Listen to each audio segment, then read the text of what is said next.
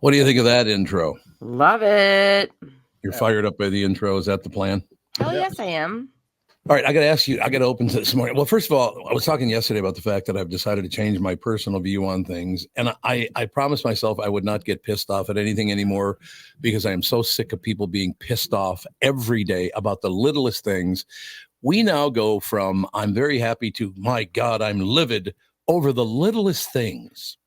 So I've decided to go the other route and go, well, this is all a joke. Let's just have a good time because if you're a moron, you're a moron, right? Yeah. Right. Yeah. So Perfect. as a prime example of, and again, it's only the far right and the far left that get all pissed off and you don't agree with me. I hate you. It's like, settle down for Christ's sake. Relax. Right? Yeah. Good. Not Yeah. everything. Your generation ruined everything. I understand that. That's just a given. Yeah, we take full responsibility for that. We crawled out the womb and we're like, let's F some stuff up. Burn it So I down. have to ask you, exactly. I have to ask you a question. Do you guys know anyone that graduated from Harvard University? I have to scroll through my contacts. Personally quick. or just in general? Well, kind of personally. Do you know them? No. No. Oh, so you don't know anybody who graduated from Harvard? No, like I know of some like famous people. I didn't know if I could just. You're right. Sure. Okay, well, throw me a couple of famous people that went to Harvard. Zuckerberg, didn't he? Did he? Isn't he a Harvard guy? Harvard. Harvard. Fuck the car. A lot of Ivy League athletes. I know like Ryan Donato. Right. That's a different deal. But yeah, nobody personally. I'm not friends with the smartest of people. Hence the show. The smartest of people? Well, so, did you just call people to go to Harvard smart? They don't just let schmucks like me in there. That's for sure. Yes, they do. Hey, as long as you can make the money you're in. That's all I have to say to you. Okay. All right. Look, I was just looking at this whole thing again about this. I can never remember her name. What the hell's the woman's name that was running Harvard and now she's just a teacher? Oh, Claudine Gay. Yeah. There you go. Yeah, she resigned. You know why she resigned? Because wasn't it they had all the anti-Semitism stuff going on, and she was like, "Well, this sounds like a good time for me to disappear." Well, she only stole 50 pieces of articles to write her own article, claim it was her own work. But other than that, it's only 50 pieces of it. But here's the deal: she resigned so she couldn't turn around and sue them. They said, "We're not going to fire you. You have to resign." That's why she resigned. That's why they didn't fire her. They also, when she was running Harvard, and again, I'm not pissed off about this. I find it laughable that people are this filthy. So when she was running Harvard, she made $900,000 a year on housing, all the rest of it. She has now resigned from the leadership at Harvard, but she's staying at Harvard to teach. Her salary for teaching is $900,000 a year, and she gets housing. So let me ask you a question. Like is she in a dorm? They made it easier for her to accept this instead of you should be ashamed of what you did. They made it very acceptable. Hey, I didn't do anything wrong. They're still paying me the same dough they paid me to run the joint. Yeah, that feels a lot like when a CEO gets, quote unquote fired, and then their severance package is, $1 billion. Like, they're not really, there's no consequence. Your title might have changed, but you're still living your life just the same. Yeah. Well, there's no question about that. I as a matter of fact, it kind of woke me up because of course, it was the last thing I saw before I went to bed last night was the fact that she is still even keel. She just doesn't have to do anything for the money. She used to have to run Harvard. Now she doesn't have to do anything. Sounds awesome. Isn't that great? Yeah. I mean, what a world this is. I don't remember the Q doing that when they told me to hit the road going, you know what? We should probably give you 5 years of salary on the way out. I don't remember them doing that, the pricks over there. Well, of course, they're always drunk, so that might have something to do with it. But in any case, I just want to show people that I'm very sincere in what I said yesterday, that these far lefties and far righties, these crabby sons of bitches that hate everybody and piss and moan and whine about, I'm not going to let them get to me anymore. This story, I've decided, okay, so I've known 3 people that have gone to Harvard, okay? Mm-hmm. One of them runs Odyssey Media, a complete moron. What? What? No, like I'm going to go work there? Who gives a rat's ass? I'm not going to work there. Although my that friends just wasn't what I was expecting. Is all. Al Franken, biggest asshole I've ever met, went to Harvard. And there's one other guy. He's not famous, so I can't say his name, but I have met several people that have gone to Harvard. All of them have such an attitude of superiority you wouldn't believe. You got to meet somebody from Harvard. Now, there have to be some decent people that went to Harvard, I would think. Yeah, or are they all just assholes? I think I know one person that went to Harvard, Matt Burke, former center for the Minnesota Vikings. Perfect example. Now he's a politician, like running for. Oh, I think did he run? I think he's like the lieutenant governor of Minnesota right now. Oh, okay. Yep. Yeah, and I believe he went to Harvard, if I remember correctly. I think you're right about that. He went to Harvard, but he took an attitude away from there himself. Well, Matt and I have never gotten along, so that might have something to do with it. Yeah, he always was nice enough to me, but he's got that. Everybody from Harvard kind of has that. Yep. I went to Harvard, so I'm a little bit better than everybody else. Did he go to Harvard like for football though, or was yeah. Okay, I mean, little asterisk. I feel like okay, but again, he took the attitude home. Look, I don't know Matt Burke. He's not been very pleasant to me. He's not been an asshole to me or anything, but he's not been very pleasant either. Kind of judgmental. I think one of the things when you leave Harvard, you come out of there a very judgmental attitude about, well, I graduated Harvard and therefore I'm better than you.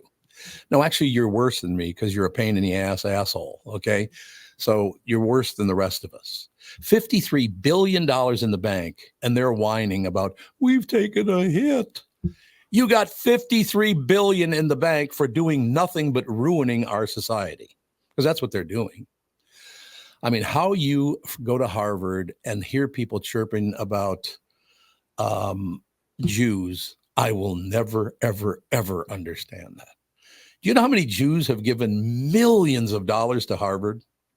Right? Yeah, it's a substantial amount. Yeah. It's a lot of money. And the first thing they're waving first of all, I wish you would understand what Palestine and who Palestinians are. I got nothing against Palestine. I really wish that those two kids would get along. Don't get me wrong. I know a lot of Jews, grew up with a lot of Jews, got a lot of Jewish friends. A few of them I can't stand. Got to be honest with you about that, because there are a few of everybody that I can't stand. But here's what I'm saying, ladies and gentlemen. Even though Harvard protected itself by giving her the same amount, that's what they're doing, by the way, is protecting themselves. They're not trying to do her a favor. They're protecting themselves. Oh, she has black skin and therefore she needs to be treated differently. How is that not racist? Yeah, I mean, I think anytime you treat, like, if for her, yeah, it's nice to keep your salary the same, but also, like, if it was a negative thing that they did, where if that was the standard and then now all of a sudden they're treating her differently, regardless if it's positive for her or negative for her, it still has like the same racially charged undertones. Do you think that the far left does not understand when you treat people specially because of their skin color, whether it be white, black, whatever, that's racist? How do they not understand that? Right. It's like getting like a job. I don't want to get a job just because you're trying to check a box on your quota. Like, I'm not trying to be your mascot for the black community. Exactly. I don't want to not get the job because of my color. So I just wanted to show people that I was very serious yesterday when I said I can't get upset about the far left or the far right anymore. Those people are all, first of all, extremely stupid. And they're a massive pain in the ass. I like Democrats, like Republicans, like centrists. You lean a little hard one way or the other. I can deal with that too. But this, I hate you because you don't agree with everything I say, has gotten really old for me. Yeah. Tom, with her salary because she's just a professor now, you were saying? Yes, sir.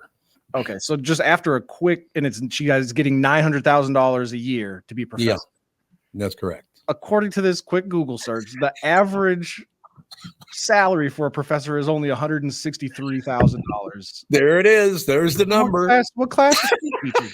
That's so special.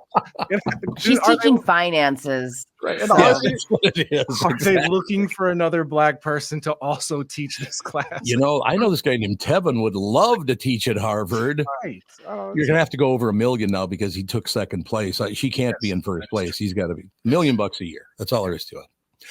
Look, I just want to offer this to people. Do I like it? No, I don't like it. But I have decided in my life, I'm not going to let these pukes ruin my life by pissing me off. So instead, I'm going to read these stories and go, my God, you're filthy pukes. Every one of you, everyone involved in this Harvard thing with Claudine Gay is a filthy pig because you covered your own ass and threw everybody else to the wolves. Aren't you getting a little tired of that? Yeah. I also am very interested, Tom, to find out exactly what class Tevin is going to teach. Oh, gym classes. You're going to teach gym class in Harvard. $1 million a year. Love that for you. Yeah. No, $1 million a year at Harvard to teach gym. Come on, kids, let's throw the ball around. also, gym is a place. It's called physical education. How dare you? No, if it's called gym. My mom is a physical education teacher, so we always heard that. Is she really? Yeah. I don't know. Good for her. Oh, my mom was the best because she'd have matching outfits all the time. So Your mother? Yeah, Beverly had like the best gym clothes, always the matching windbreaker outfits. Yeah, it was so. Yeah, she was cute. We had a guy at North High School. Judd's joined us now, ladies and gentlemen, so it's a good time to bring this up and then move on to sports. We had a gym teacher at North High School when I went there, and as a sophomore, you went to his class and you walked in the gym, and there was this very long rope hanging about probably 75 feet from the ceiling. Yeah. And Lou at the time was probably 65 years old, something like that. Somewhere in there. He goes, boys, we're going to do some stuff in this gym, and you're going to be a physical specimen when you leave here. Just do what I ask you to do, and you're going to really love the shape you're in by the time this class is over for you in 6 months, 9 months, whatever it is. He said, let me show you what I'm talking about. He walks over to the rope. There are no knots in the rope. It's a rope. Grabs it and climbs all 90 feet to the ceiling, hangs up there by one arm, and goes, as soon as you can do this, I'll give you an A. And then he came back down. That's impressive, don't you think? That's very impressive. And I'm assuming nobody got an A in that gym class. Nobody got an A in the gym class. That's exactly right. Well, muscle development in 16-year-olds is not there yet. So he was asking a lot from 16-year-old boys. But I will never forget watching a 65-year-old guy just climb up a rope, 70, 80, 90 feet, whatever the hell it was, and just hung there by one arm for a while and then came back down. Is climbing a rope still a thing? I don't know. Is it? I know they do it a lot in CrossFit. Like that's still a big thing because there's shoes that they make with that has like grippers on the side, which feels like cheating. But I mean, what am I gonna say? Kind of. Well, you might have a point. No, Jed, we were just talking about the fact, and I do want to talk some sports with you this morning because all our teams right now suck. But other than that, we have not had a good week in sports. I'll tell you that. My God. No, and it continued last night with the hockey team dropping one. So you are right. Was it 3 in a row now for the Wild? Yeah, they've dropped 3 in a row. The Wolves just lost the Knicks a couple days ago. They play again tonight, but yeah, it's not been a banner week. Well, we'll see how it all develops in the end. But yeah, I just I literally we just went through some stuff about Claudine Gay. I don't know, you weren't on, but we'll close with this. Claudine Gay, when she was president of Harvard, made $900,000 a year. She now is in I don't know, recess or whatever the hell she's in, and you know how much money she's making for that?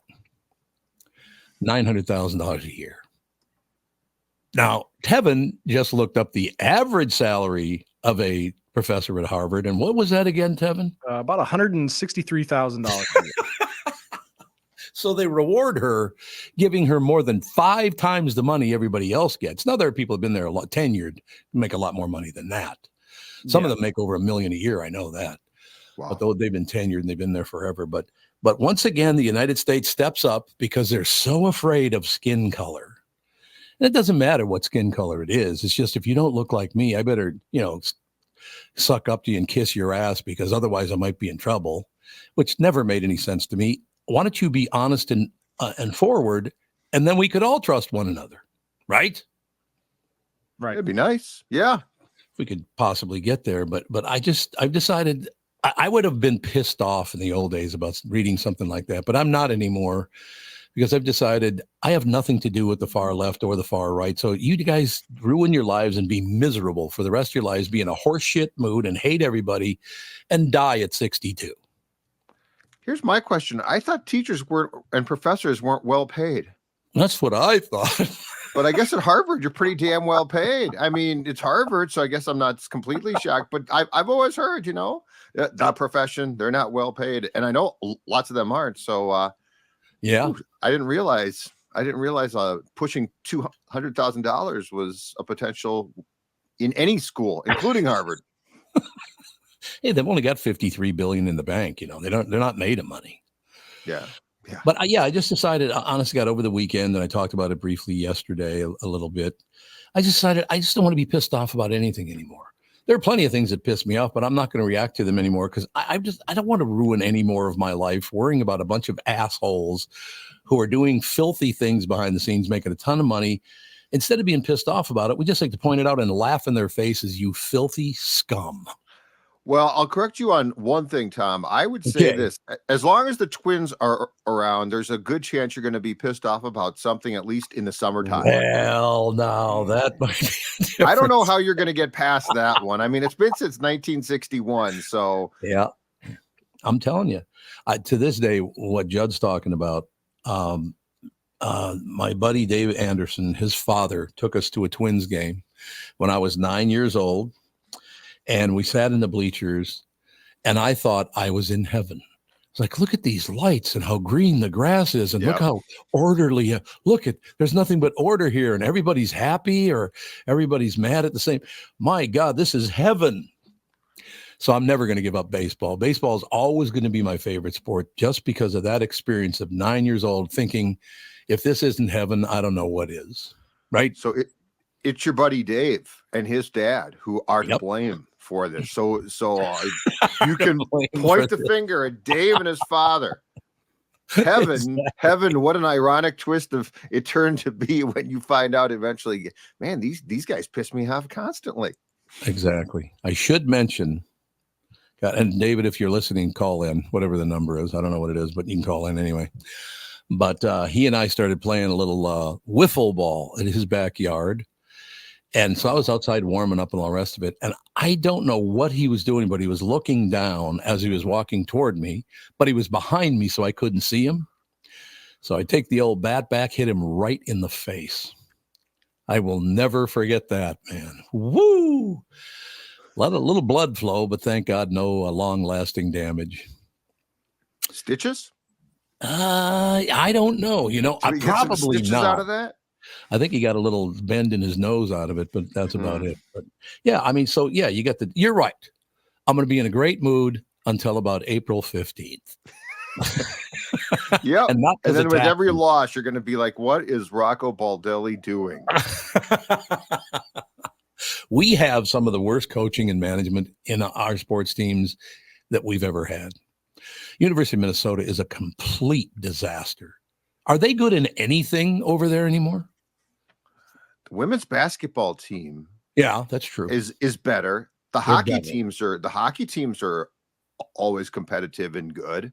True. Other than that, though, like football, no, but they haven't been good in football consistently. And how long? I mean, they've had some ups, but they have not been good consistently, and they certainly have not been like a Rose Bowl team. Basketball, men's basketball, we've talked about. Yeah, no, they've got problems. They do. They really do. They definitely got problems. You got Michigan, that a bunch of offenses. The coach has to step away for 3 games, and they might win the national championship. Oh, God, Harbaugh. Oh, yeah. He is a man. Is he? One, he's a character, and two, he is. He is a guy who I don't think has a problem with bending rules to win. Yeah. Which you know what? If you can win, okay. How far do you bend those rules? Let's see. Yeah, well, there you go. Ladies and gentlemen, Score North's Judd Zolgad is brought to you by North American Banking Company. Go to nabankco.com to learn more. Member FDIC, equal housing lender. Yeah, I just talked to Bialke yesterday about 10 minutes. I called him on the phone, talked to him. Don't tell him I said this, but he is one of my favorite people in the world.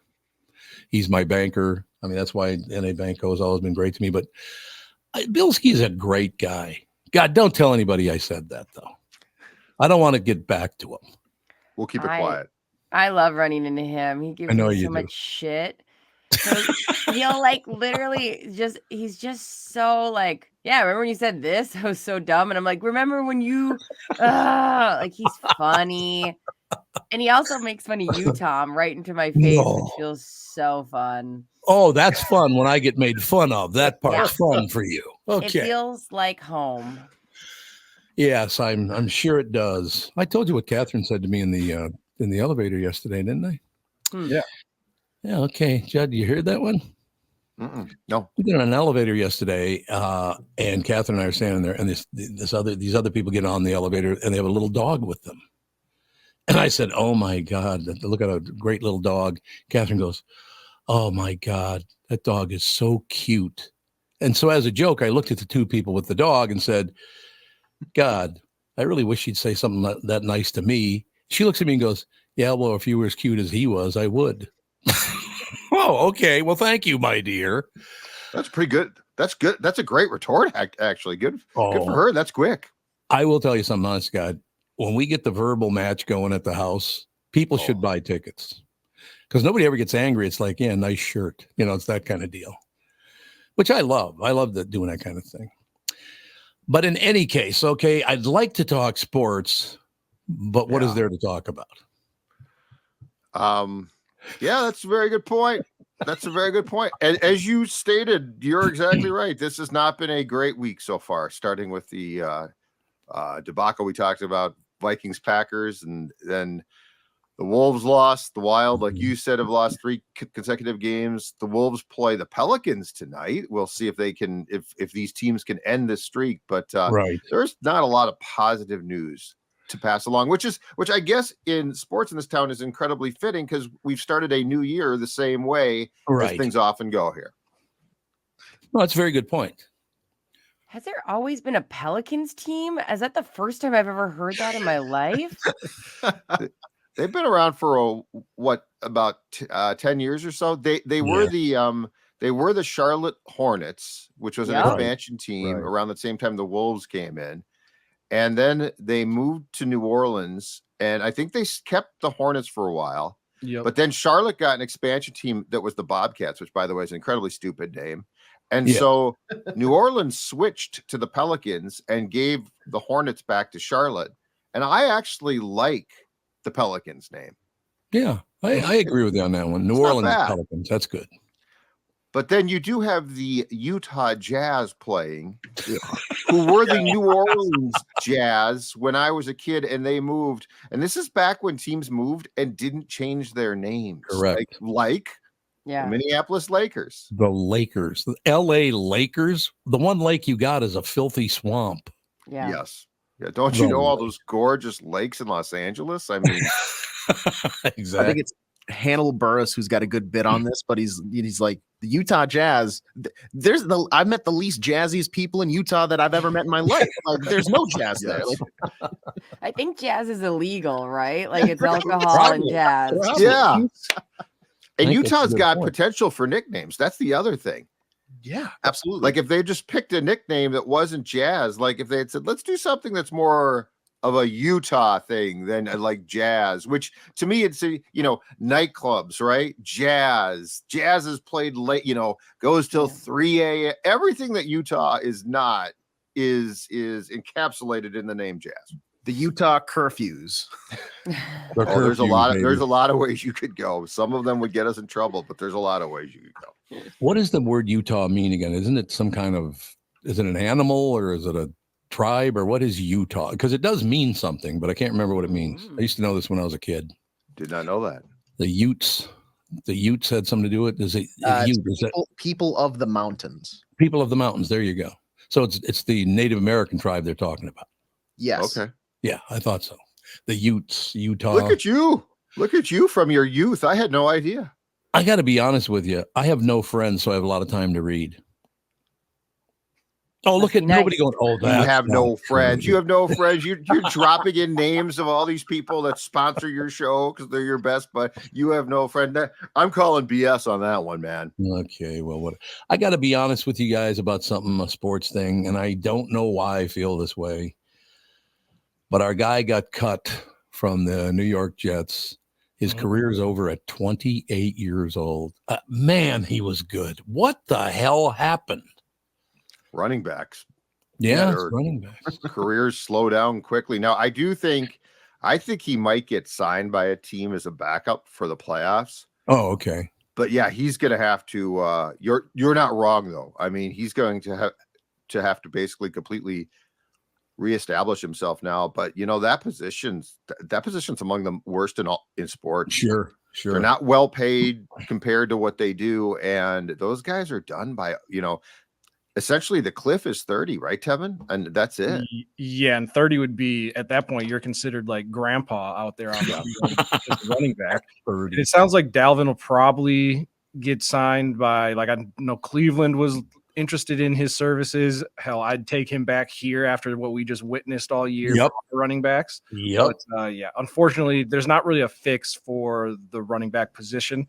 They're probably going to have to unionize, is what people were talking about outside of the Players Association, because teams will just, draft a running back if he's good, 5th-year option, and then you don't have to re-sign him because he's too old and, 27, 28 years old, and he's on his own. So they don't really get paid what they're worth. Yeah, I think if I was an athlete coming up playing football, that is probably the last position now that I would play. Yeah. I think we're just going to start to see guys not play that position as much because, like, if I can catch the ball at all, right? Wide receivers now get paid. Mm-hmm. The running back is just, and the attrition on your body is brutal. I mean, those are the guys whose knees are shot by 40, who can't walk by 50. It's really sad.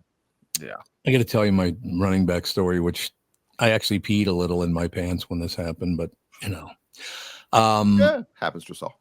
Always been a huge Viking fan since I was a teenager, very young teenager, all the rest of it.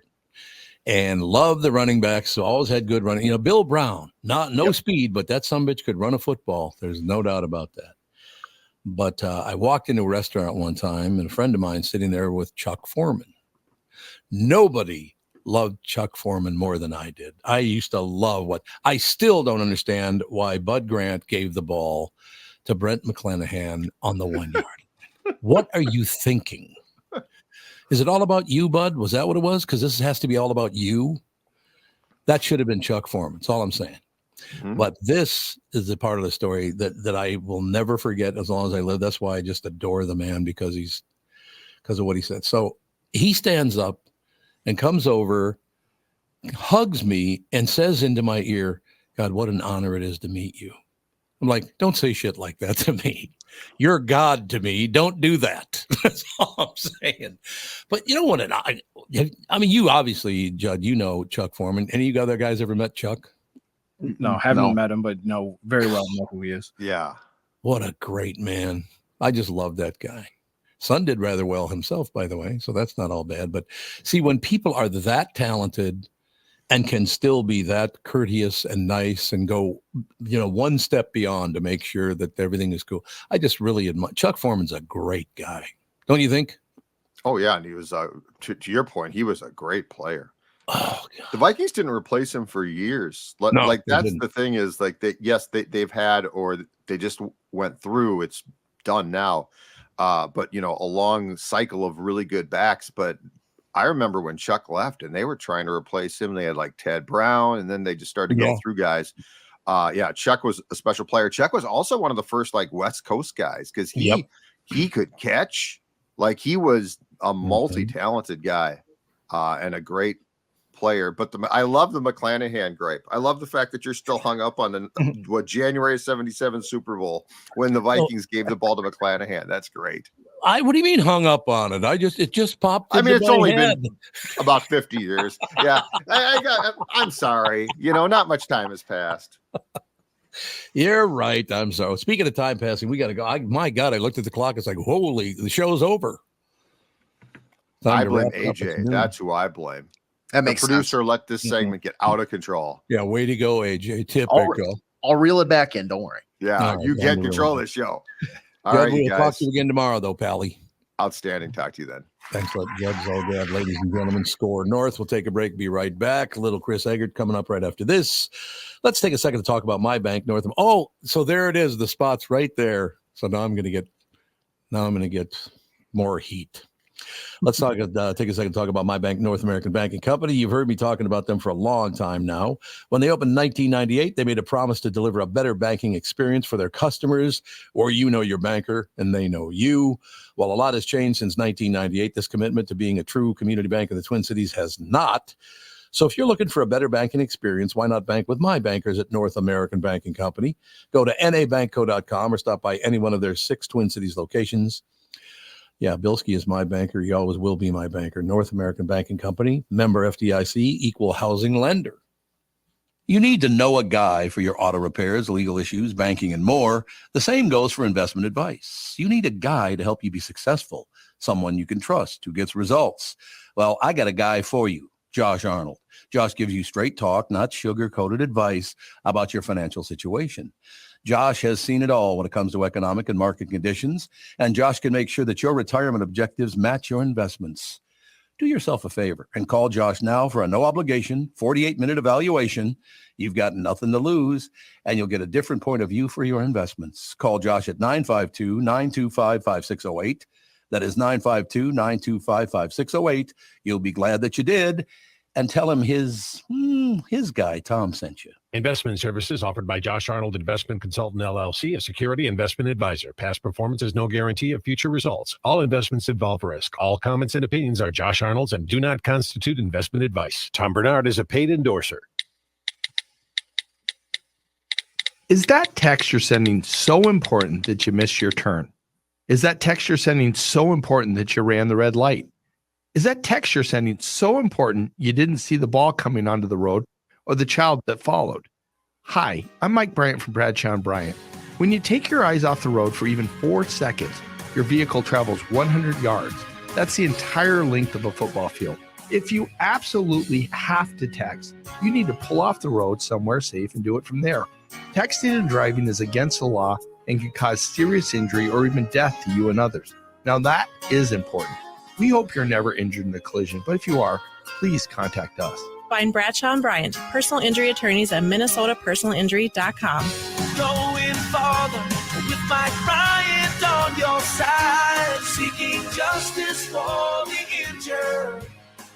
Bradshaw and Bryant. You've all helped support My Pillow. Now, speaking of friends of mine, Dawn, she's okay. You have all helped support My Pillow when they're employees in these tough economic times. Mike Lindell knows this and continues to give back to listeners with great deals on his most popular products. Right now, you can save 50% on Queen and King pillows. The original My Slippers and the My Pillow 6-pack bath towel sets are back in stock. The proprietary technology makes them extremely absorbent. It still provides that soft feel you look for in a towel. Set comes with 2 bath towels, 2 hand towels, and 2 washcloths. Regular price is $79.98, and for a limited time, you can get this 6-pack towel set for only $39.99 with promo code Tom. That is a 50% savings. So go to mypillow.com, use promo code Tom to save 50% on the MyPillow 6-pack towel sets. That is just $39.99 for a set. This deal will not last long. Enter promo code Tom for this special and, of course, many more. Don't tell me what to do. That's all I have to say. Channel 5's Chris Eggert is brought to you by Mr. Money Talk Josh Arnold. Call Josh today for your free 48-minute evaluation, 952-925-5608. Chris Eggert now joins us. What's happening, homie? Good morning, homie. What's the latest? Nothing. You saying homie sounds really good, by the way. I know. Really. You know, it's funny. It's still one of the funniest things to me when I hear news anchors say things that they shouldn't say. And it's hard for me to think that I am one of those people. But you know, when you hear they just sound so square when they say things that they shouldn't. So good morning to you, homie. Good morning. Let's get up with the get down. No, you're right about that. It's like, geez. Right? It sounds, yeah. Can you imagine that? Dave Moore. You're welcome to WCCO4 television. Homie, I'm Dave Moore. Right. Isn't that the whole wasn't the whole song by REM, What's the Frequency, Kenneth? Wasn't that kind of about what guy's name's escaping me right now? I thought that's what the whole idea of the song was. It was like making it was. But I can see his face, but I can't remember his name. That's terrible. Yeah. Same. Oh God, what was his name again? That was a long time ago. Yeah, I guess I shouldn't have went there if I couldn't remember that. But I can even hear his voice in my head, actually. But I cannot remember his name. That's terrible because he's a very famous news anchor. Dan Rather? Yeah. Yep, Dan Rather. It was about Dan Rather. That's right. Yep, it was Dan Rather. Yep, very good. Yeah, all right. Well, thanks, Brittany. And now for the news, here's the Dan Rather of the Twin Cities, Chris Eggert. There's your info. I've often gotten that comparison. Get that all the time walking down the street. Oh, hey, sure. Dan. Chris, what? Who are you? Are you the guy with the one leg? So there's a fire overnight in St. Paul that it didn't look like much of a fire from the outside. It was East St. Paul, but 6 kids and 1 adult had to be transported to the hospital. And we know we saw at least 2 or 3 people having CPR performed on them. Our overnight photographer also happens to be a firefighter / paramedic, and so really he can kind of see what's going on. We don't know anything yet officially, but not a good situation there. So that was one of the stories we were following this morning. I would say because the weather's been unusually mild this winter so far, I think we have seen probably fewer of the house fire type things that do typically happen around here this time of year. Again, like there's no cause or anything here. I'm just saying that anecdotally that generally in the depths of winter, when it gets crazy cold, that's when we start to see some more of these house fire situations. Yeah. But, and more weird cancellations and problems because of the weather. The John Beargrease, which is a huge race up in northern Minnesota every year, they've already decided to cancel for this year, which is huge. Too warm. They're just like, we're not even going to try it. Yep. So, and then we had a bit on yesterday about the pond hockey on Nokomis. They've got like 2 weeks to get ice, and it's completely open water on Nokomis right now. Oh, I mean, unless we get this like crazy blast of cold weather, it's going to be like game time decision. It sounds like for them. So, well, they were talking about some pretty cold weather coming in next weekend. Are they not? Yeah, but not like crazy cold. Oh, it's not. Okay. No, not really. And the snow chances for them to get the ice they need cold, not snow. We do get colder, and there's not a lot of snow in the forecast right now. Although I think like early next week, there's a storm system that looks like it's going to go south of us right now, but that could change. So don't say that. Don't say that, baby. Oh, you want some ice? I'm fine. I'm fine with the cold. I just don't want to shovel. I can throw an extra layer. I just, I don't want to hear a storm system that may or may not hit us. I know. I heard a lot of people, talking about missing out on the winter things. And I think we only shoveled like twice this winter so far. And I was shoveling on, what was it, Saturday or Sunday morning. And I'm like, no, I don't miss this at all. Not one bit. It was a freaking inch of snow. It was nothing. I know. The 4 of you, I want you to picture this in your mind. Okay, you ready? All 4 of you ready? Sure. Tommy B with a snow shovel shoveling snow. Picture that in your head. I'd like to see that. I can't even picture it. So there you go. My mind's saying technical difficulty. I don't know. I don't get that often. Exactly. Technical difficulty. That's all there is to it. But what's interesting is you're already 10 days into the sun staying up longer and longer every day. Yes. Yeah, you're 10 days into it. So it's going to be pretty difficult unless you get some really bad weather in January.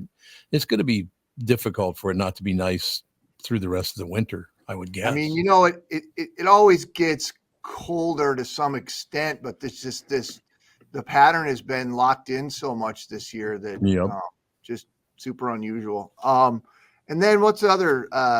We had a story about a feller and his gal who live out in Maple Lake, and the guy's got like this crazy, the world's biggest Kiss collection of Kiss memorabilia. Sure. I mean, everything. The band or the child? Okay. The feller and his wife. What are you laughing about, AJ?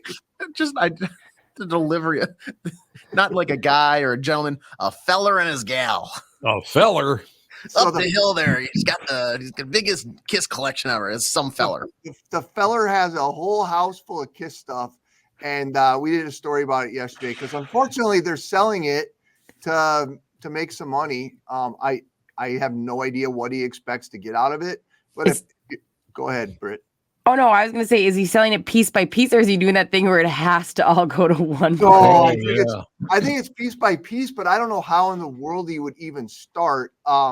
They put everything on Facebook Marketplace, which I was looking at this morning. If anybody's interested, just look up Kiss Maple Lake, Kiss memorabilia, Maple Lake, and make sure and widen your search radius on that so you're going beyond the Twin Cities.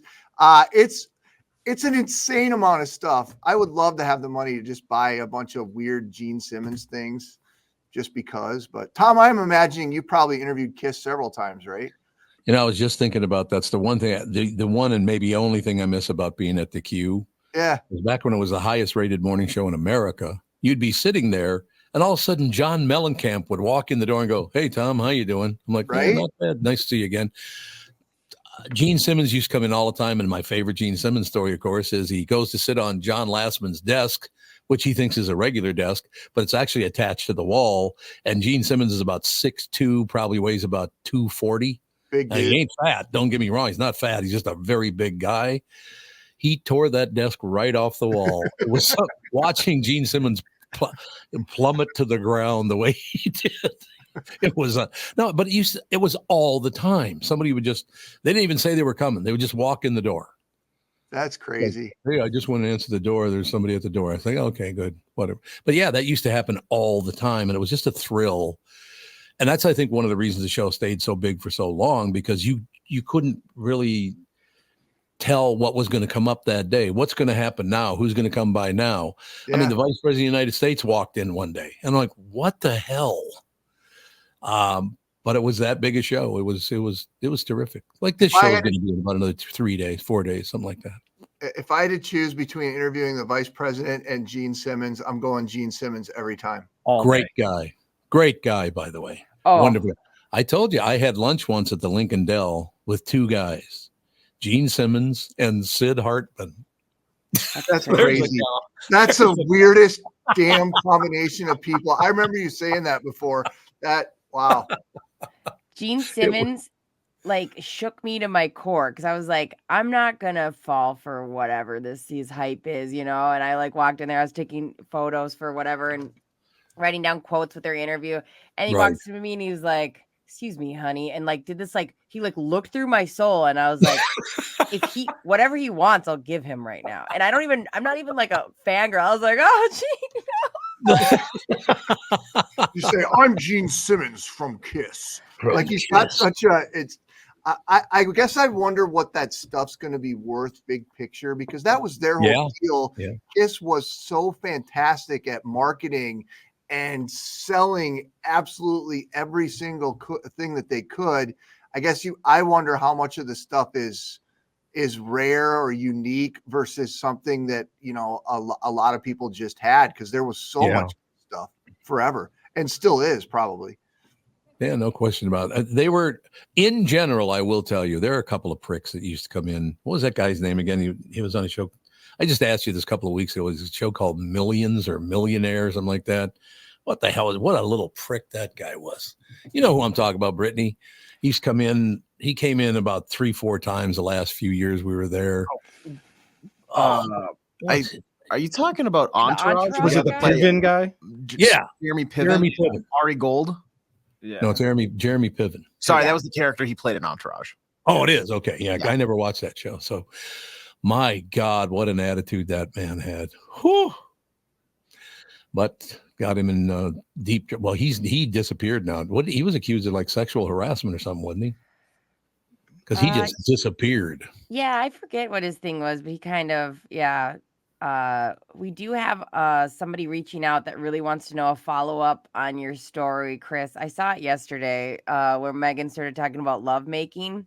Do you want to get us up to date about the guy who said he wanted to find a significant other and you had somebody call in? Yeah, so we had a guy on who we picked up New Year's resolutions or something or other from a couple of random people in a bar the day before. And so we ran that yesterday morning. And this guy says something in his soundbite to the effect of, I'm looking to meet a wife in 2024. And so we ran that. And then somebody called the newsroom and said, hey, can you find this guy for me? Like, I'm interested in him, blah, blah, blah, blah, blah, which is hilarious. And so we ran a bit on that during our Minnesota Live show from 9 to 10. And I was talking about it. And I said, hey, that would be the first time we've ever, been matchmakers on this show. And Megan, my partner, said something or other like, yeah, I guess that would be the first time we've had lovemaking on our show. And I was like, what? And then she said it again. Yeah, lovemaking. And I'm like, what? Right. I don't. High road. I didn't. And I, yeah. You didn't even flinch. You looked like your face was fully Botox the way you didn't even react. And you're like, next segment. I was so funny. Tom, I couldn't let her twist in the wind for that long. Tom, we don't do a lot of lovemaking news on Minnesota Live. I just thought I was working in my talk for a second there. All of a sudden we're talking about that. It was headed that way. It was definitely headed that way. That was the biggest 180 turn I've ever seen. We're talking about one thing. She goes, well, wait a second. I'd like to completely change the subject. Oh, sorry. We had you're a disaster. We had Charlie email or message in about it, saying that we wanted us to follow up about it. So what is it? What happened? Oh, Megan, my partner, referred to us as talking about lovemaking. I think she meant to say matchmaking, but she referred to it as lovemaking, and then she doubled down on it twice. And as I generally do, I sit there and don't say anything and just let her twist in the wind on that. Sure. Which was fantastic. So I think that's what your listener is asking about. Thank you, Charlie. Charlie, you said wrote in? Yeah. Thank you, Charlie. No question about it. So, Chris, I know you got to go. Oh, you definitely got to go. I look down. It's 48 already. All right. Well, thanks for hanging with us extra. Yeah, you guys, it's been a fun experience. And again, if you want to find that Kiss stuff, just look up Kiss Maple Lake memorabilia. What do you mean by it's been a fun experience? What the hell is the matter with you? God. Oh, okay. That was my politician. It's been a great opportunity to spend some time with you guys this morning. All right. We'll talk to you tomorrow, Pally. See you next time. Looking forward to it. Take it easy. Channel 5 Chris Haggard is brought to you by Mr. Money Talk Josh Arnold. Call Josh today for your free 48-minute evaluation, 952-925-5608. Chris Haggard. We'll take a break in a second. But now you guys can see everybody else on your screen, right? The four of us are all appearing on your screen. Yeah. Yep. Is there any way we could wind back to when she first brought that up? The look on four guys' faces was like, what? That was hilarious. The way you guys reacted to that was hilarious. I was very confused as to where this was like the lovemaking on. Yeah. Dude, like, what are you like? Yeah, what? it's a clip that's going around everywhere right now. Yeah. You're just kind of missing out on it. But I sent it to Tevin and AJ. I'll send it to you, Tom. Oh, I'm okay. I'm good to go. So what is it? I mean, I think she just had like essentially a Freudian. It was very funny. Yeah, But yeah. No, what was funny though? So the clip that I was asking if you want me to send you. Yeah. Why is it funny?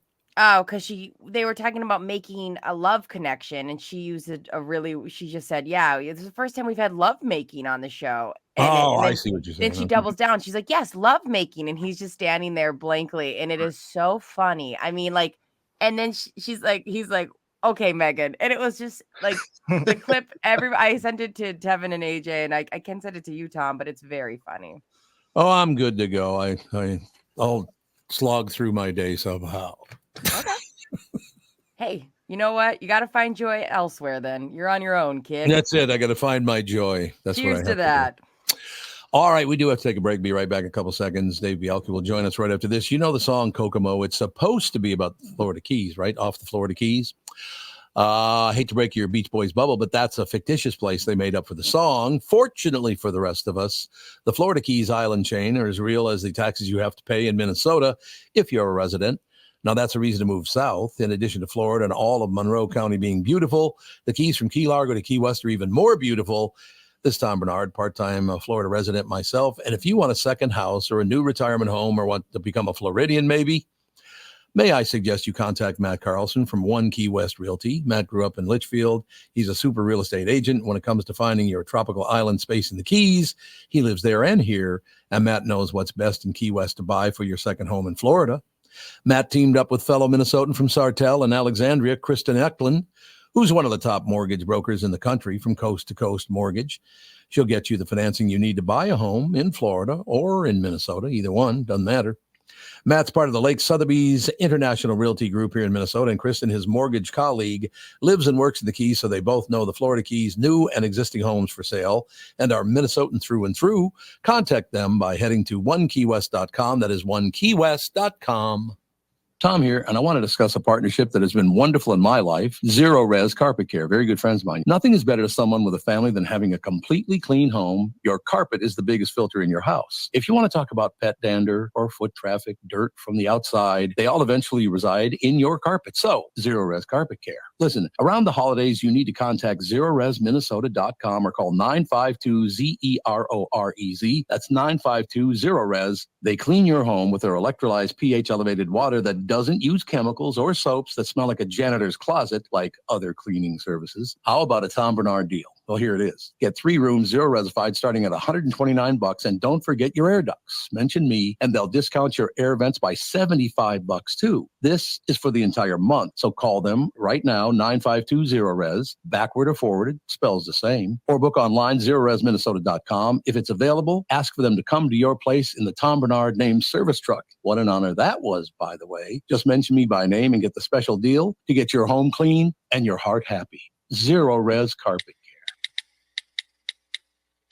Is that text you're sending so important that you missed your turn?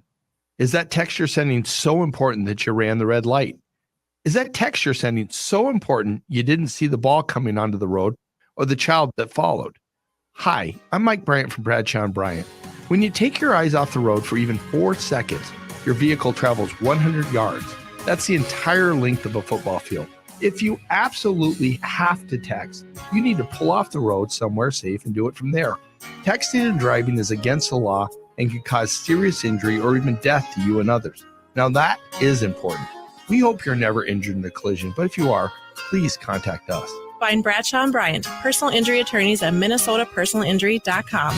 Going farther with Mike Bryant on your side, seeking justice for the injured. Bradshaw and Bryant. You need to know a guy for your auto repairs, legal issues, banking, and more. Same goes for investment advice. You need a guy to help you be successful, someone you can trust who gets results. Well, I got a guy for you, Josh Arnold. Josh gives you straight talk, not sugar-coated advice about your financial situation. Josh has seen it all when it comes to economic and market conditions, and Josh can make sure that your retirement objectives match your investments. Do yourself a favor. Call Josh now for a no-obligation 48-minute evaluation. You got nothing to lose, and you'll get a different point of view. It's always good to get a different point of view for your investments. Call Josh at 952-925-5608. That's 952-925-5608. You'll be glad you did. Investment services offered by Josh Arnold Investment Consultant, LLC, a security and investment advisor. Past performance is no guarantee of future results. All investments involve risk. All comments and opinions are Josh Arnold's and do not constitute investment advice. I'm Tom Barnard, and I'm a paid endorser. Indeed, ladies and gentlemen. On the phone joining us live now, Dave Bialke. He did not give us a call in. So he's not on yet? Okay. No, okay, well, let me know. I'll give him a ring here. Yeah, I should have probably asked you that ahead of time to see what the situation was. Yeah, let me know when he's good to go. If he might not. I don't know if he's on today or not, but I think he is. We shall find out. Correct. Mm-hmm. Yeah. Oh, I love this so much. This is as time goes by, it's getting worse and worse and worse.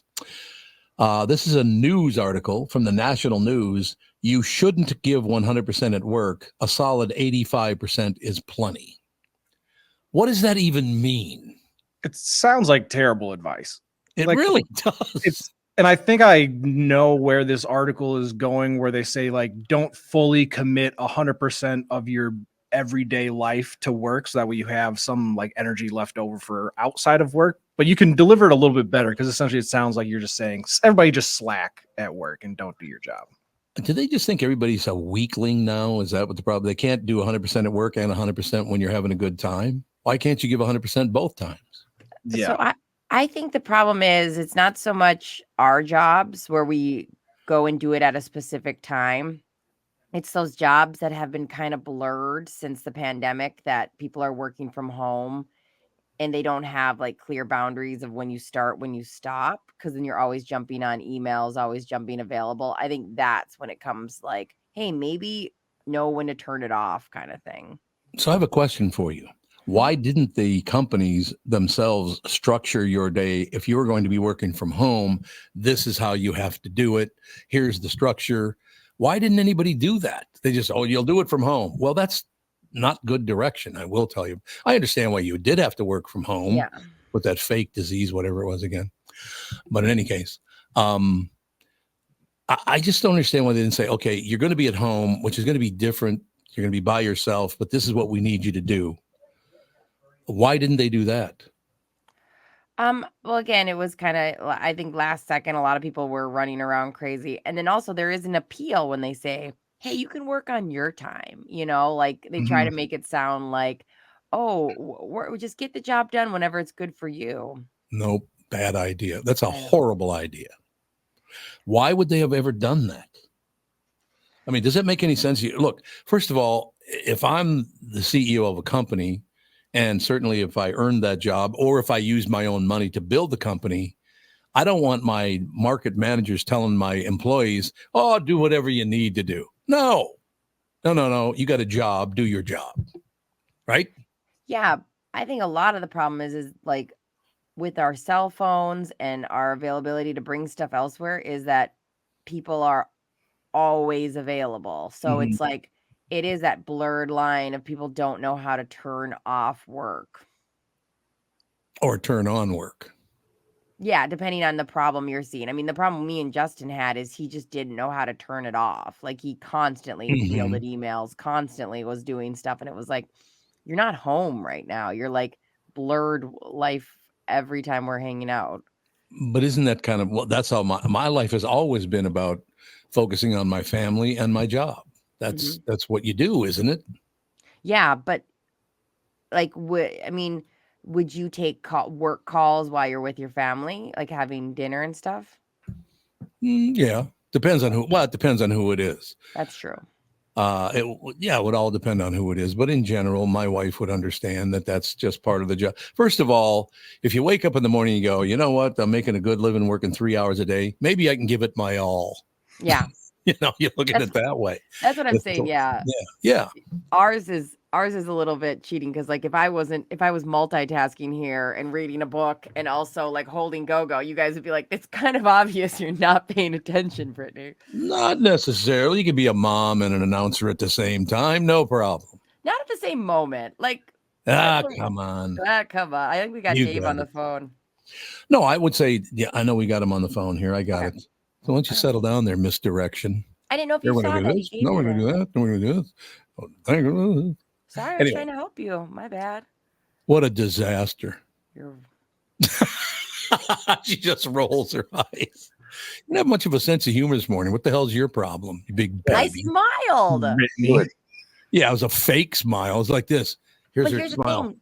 You've only ever seen my fake smile. So for you, that's true. That's a very good story. That's absolutely true. Ladies and gentlemen, on the phone, joining us now live, Dave Bialke, brought to you by Bialke Law Firm, heard at work. Dave Bialke goes to work for you, taking care of your workers' comp injury claims and denials. Call 763-571-2410 or go to BIALKElaw.com. Tell them Tom sent you. Dave Bialke. Dave, I need your help. I would like to sue Brittany. Can I do that? Well, I'm always here for you, 24 hours a day. You call me and I'll answer your phone. Thank you very much. Yeah, she's giving me like dead-eye fake responses, which, she's stabbing me right in the back, and there's just nothing I can do about it. You know what I mean? I get that, yes. Yeah, see? Typical. Yeah. Well, now she's sticking her tongue out at me. I'm always here for you. I'm here for my clients. I'm here for everyone who needs me. Okay. So if you want to sue me, I think the only thing you're going to get is maybe my old wedding dress if I can find it in here. I don't have much to give. How about that microphone behind you over your left shoulder? Or this cool little statue that they. Oh yeah, you got your statue. I got mine right here too. Celebrating 100 years of broadcast. Brittany, you two didn't get one? Gee, too tough titty. Mine's at home. No, they're making me like a bigger one. So they're making you. Yeah. It's the size of a house. Yeah. Can be hand chiseled. So, Dave, when the year changes over, we're now in 2024. Any new laws that we need to pay attention to? Any new directions that we're going as a state or a country or whatever? Every time. I don't really keep up with that. January 1st comes along and a lot of things changed, and anything in Minnesota changed because a couple of things changed big time in California with the change of the calendar. Does Minnesota do that? Do they change things on January 1st once in a while? They do. It's usually, as I recall, July 1st or August 1st. I think it's August 1st. Oh, okay. That they laws typically change. My practice is workers' comp, and I can tell you that every 2 to 3 years we have somewhat of an overhaul of the law, and that always happens October 1st. So we're a little different than other areas of the law. But Minnesota this year, we've got things going like it's getting more liberal with marijuana went from medical marijuana, now it's going to recreational, and it's like a graduated deal. That's kind of big in the news right now. Obviously, there are a number of changes at the legislature, became quite liberal, a lot of changes, and some of those are in 2004, others are staggered to 2005. But I think January 1 of 2024, like right now, there's the first step of the Family Medical Leave Act, I think, is starting right now. Sure. But again, these are things I'm more just as an observer, not in my area of expertise. No, I understand that. The reason I even bring that up is there in California, January 1st at midnight, I guess, they passed a law in California, and I don't understand what they mean by this, that all toys in toy stores have to be gender neutral. What the hell does that even mean? What does that mean? I had not heard of that. Yeah. They passed a law. Well, Tevin, you heard of it, right? Yeah, I saw this. So they're essentially saying that has to be a designated aisle where there's gender neutral toys. So you have your, the girl toy where the Barbie dolls will be, and, the boy, whatever, cars or trucks or whatever. And then there's an area that has to be specifically for both, like it's just gender neutral. It doesn't matter if you're a boy or a girl, you can play with these toys, which I thought was every toy. That's what I thought. We have to have our own separate aisle. I don't care. You do what you. Do we have like Barbie has to, or excuse me, Ken has to wear a bikini, or how does this work? Right. Yeah. Do Ken and Barbie have to go in separate aisles now? Like there's a lot of confusion, and seems like a dumb thing to have, but I'm sure somebody out there is happy about it. Well, I've been kind of wondering since I was a kid. I always wondered about Ken and that big, huge thing he wore on his neck, that big bow or whatever. So I think he's kind of ahead of his time on this gender neutral thing. Yeah. Look, and again, I don't care. You got gender neutral toys. It's not that I care one way or the other. I just don't understand it. And I'll give you an example. My sister Vicky, who's 2 years older than me, and my inspiration throughout my whole life, she was a great older sister. But, I'm 6'1" at the time, probably weighing about 210. She's barely 5 feet tall, and she was a much better athlete than me, which pisses me off to no end. I didn't realize that talent was gender neutral. Is that what I'm thinking? Well, perhaps. Yeah. But yeah, seriously, I'm sure at some point she played with dolls or whatever, but then when she picked up a baseball bat or a basketball or whatever, she was whatever. I just don't understand what would a gender neutral toy even be? What would that be? I don't know, like a coloring book? Well, it's kind of like Tevin said, it's any toy, right? Right. Right. So why did they even have to pass this law? We have toys. Good. You have toys. I'm glad. It feels like a law that's passed that doesn't really make a huge difference, but other than getting everybody to go like, yay, look at how woke and progressive we are. It's like a symbolic thing. I think you're probably right on that, because the only thing that I could think there would be a question about gender would be actual, like I said, Ken and Barbie dolls. I mean, they're a specific gender. Other than that, every other toy is, certain kids are going to gravitate to trucks, and others are going to, something more, like not as, obviously masculine as a truck. They're going to gravitate to others, but the toy itself is not masculine or feminine. So I'm a little confused about it, but I don't get it. I've heard about that. Yeah, I think what you said is probably correct. It's mostly symbolic more than anything. Which is great. I think everybody should be treated equally. I think I've always my whole life treated. Well, again, I grew up raised by women. My mother, my sister Bobby, and my sister Vicky. That's who raised me. So I've always looked at people to be, the people in charge would either be women or men. It was never, well, the guy's running the show. My life was never like that because my dad wasn't around.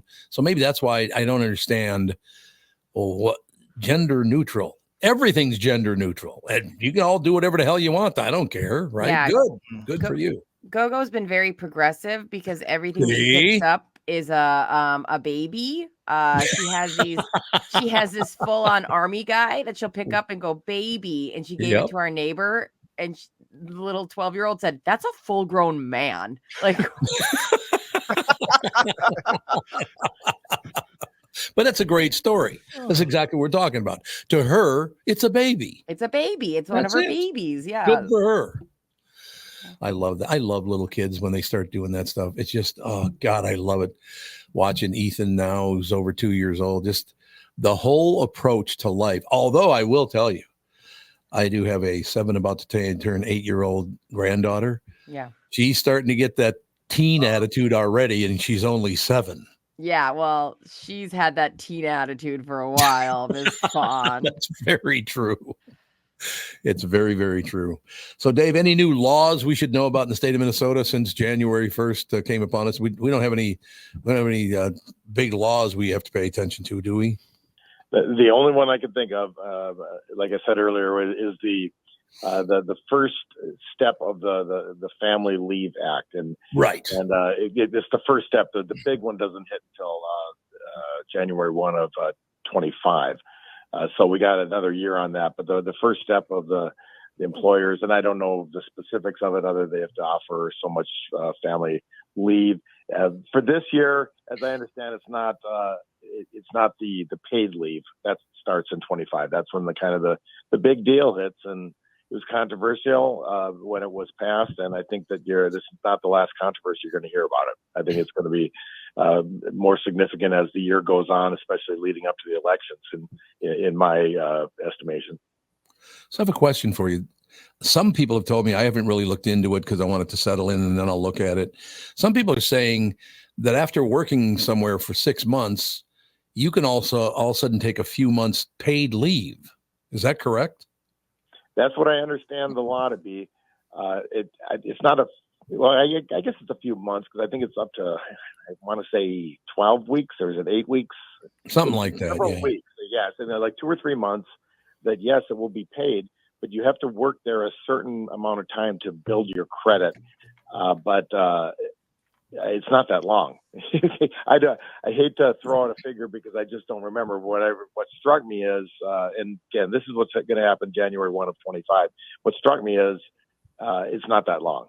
You don't have to be an employment situation very long, and then you take your, whether it be your medical situation or a close family member, or frankly extended family members, you're still allowed to do that. Take care of them for however long, and you get paid for a segment of it.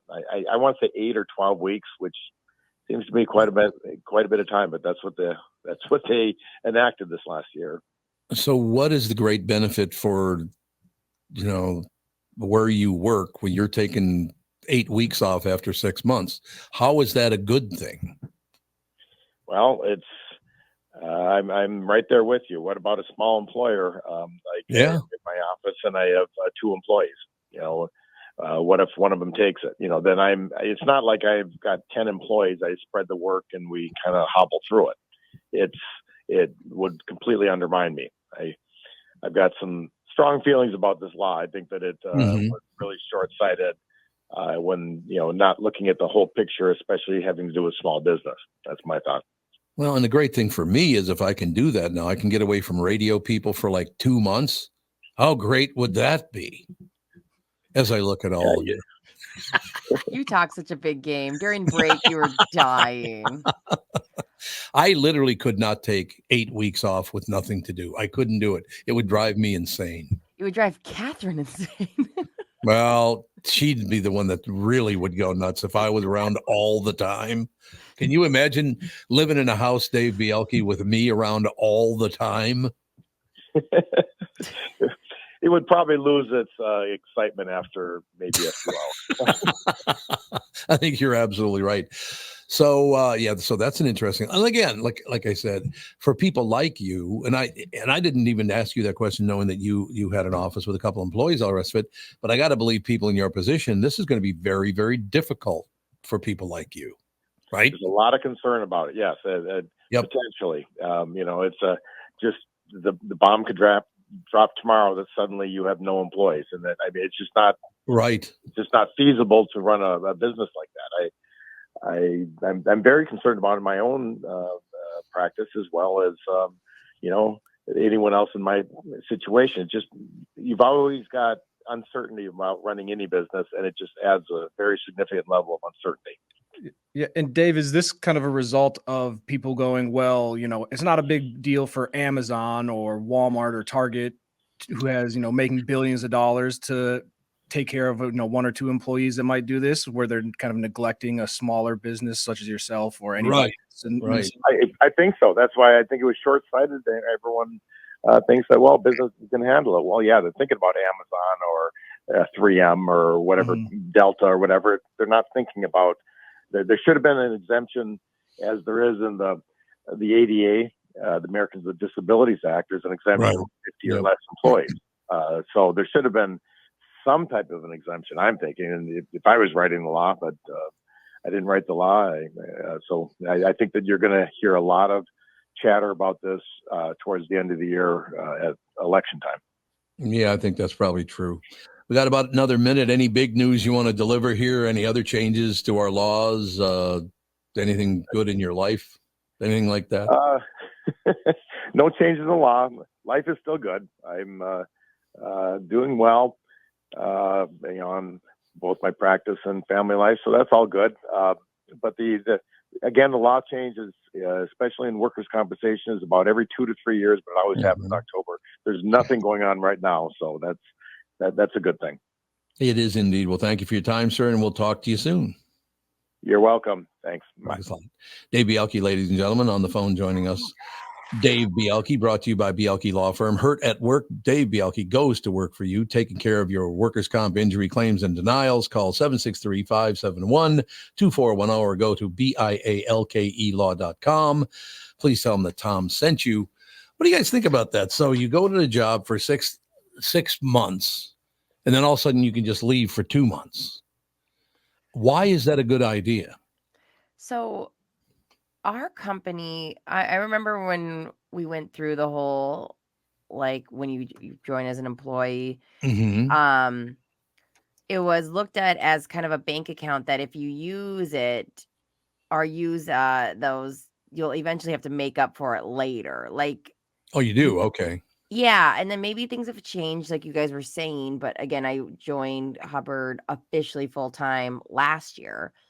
And they were like, yeah, so if you right now you are broke even, you haven't built up any vacation days, but you can go negative, but you will have to build it back up. Okay. But, all right. I just don't understand this at all. I really don't. Yeah. And just from like a job security aspect, like you wouldn't want to take, unless you absolutely had to, why would you want to take 2 months off? Now, essentially, you're coming back as a brand new employee. You're going to miss so much over that course of time. And I mean, you probably it's illegal for them to fire you because you took 2 months off, I'm guessing, but there's not going to be, they're going to cause some friction in the workforce if you just willy-nilly after 6 months take 2 months off. Yeah, and I don't think I could do that just with like the mental aspect of like the camaraderie and the chemistry between you and your pretty fresh like coworker and boss of, hey, I know I've been here for 6 months, but see you in 2. Yep. Like I feel like maybe a couple days here and there if you need it for whatever reason, but there you go. Yeah, but 2 months is excessive. 1 week for Christmas was long enough. I was like, I'm ready to get back. Well, and I'll tell you flat out, and Brittany actually, she should be the one telling you the story. There is no way I would be allowed to take 2 months off, either from the Hubbard side nor the Catherine Brandt side. Yeah. If you know what I'm saying. Also, like, that's something you and Catherine agree on. She may push you out the door a little more, puts a backpack on you and a coat and says, okay, see ya, have a good day at work. But you are also, you like working. You love, I mean. I do, yeah. I've talked to you many times on break and you're like, I'm ready to get back. Yeah, I'm not big on that. We shall take a break. Brad Blanks is with us this morning, too. What a lineup, ladies and gentlemen. Yes. Right? Yeah. Love it. You know. We'll be right back. Brad Blanks will join us right after this. Hello, I'm Brad Huckle, President and Chief Lending Officer at North American Banking Company. And I'm Michael Bilski, CEO at North American Banking Company. As a locally owned and operated community bank, we work with many multi-generational businesses. Take Personal Care Dentistry of Roseville, for example. Dr. Walter Hunt, also known as Painless to Me, has been a longtime customer of the bank since we opened the bank in 1998. When his son Kyle was ready to join the practice, they wanted to expand quickly. With their additional space and equipment, they now are able to see more patients each day while providing the same level of care and service. Okay, guys, I'll take it from here. If you run a family business or any kind of business for that matter, you should be banking with Brad and Mike over at North American Banking Company. Every time I deal with them or their team, I know I'm working with experienced professional bankers. So why not bank with my banker? North American Banking Company, a better banking experience, member FDIC, equal housing lender. Jim Paul of Valley Buick GMC has a mutiny on his hands. His sales crew said they've had it brooming snow off the new Buicks and GMCs, then warm them up, move them to plow, and repark them again. He even overheard them cooking up an alternative plan. A sale. This is crazy. Why don't we just mark them down and sell them? This is getting real old to be out on that lot in this sub-zero weather. That's right. Everyone we sell is one less to broom. I heard we're supposed to get 6 more inches tomorrow. I'm 5'6". How am I supposed to get the snow off the roof of a pickup? I'm Jim Paul, and well, car dealers do have all kinds of crazy sales. This idea probably makes more sense than most. There's plenty of inventory, so okay, the crew has decided. Now we're talking. So then it's official. The We Don't Want to Broom snow sale is in full force at Valley Buick GMC in Apple Valley and Hastings. Snowy inventory priced real right at valleycardealers.com. You know the song Kokomo? It's supposed to be off the Florida Keys, what do you think? Right?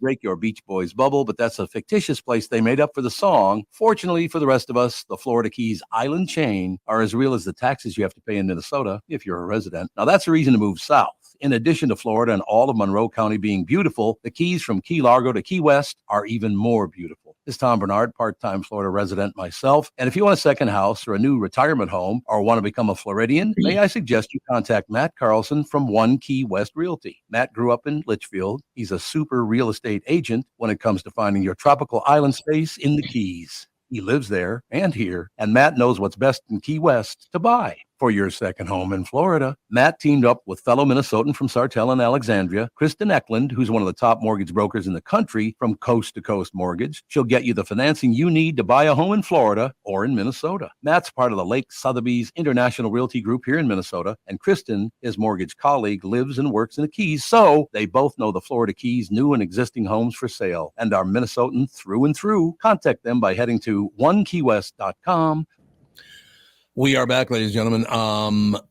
You guys, I got an email last night from Mick Sterling. He wants to come on and talk about this. He's doing a function that's going to help a lot of people out. Do you have Mick Sterling's number, Kevin? I do not. No. I'll send it over to you. Okay. He's just a great guy to have on, and he's trying to coordinate. Although he wants to talk to Doug Sprinthal, so I don't know what the hell that's all about.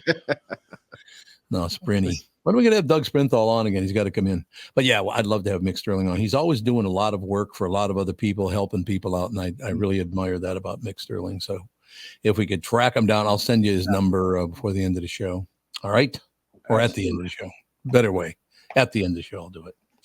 Are you giving 100% at work? Are you listening to your boss and giving 110%? Go ahead and pump the brakes. There's an idea called the 85% rule, which says instead of giving max effort, loosen up a little bit and give 85% instead. That keeps you more flexible and more present, helps you be more creative, and keeps you from burning out. How? I don't understand what you mean. I only caught about 85% of what you said. Yeah. Yep.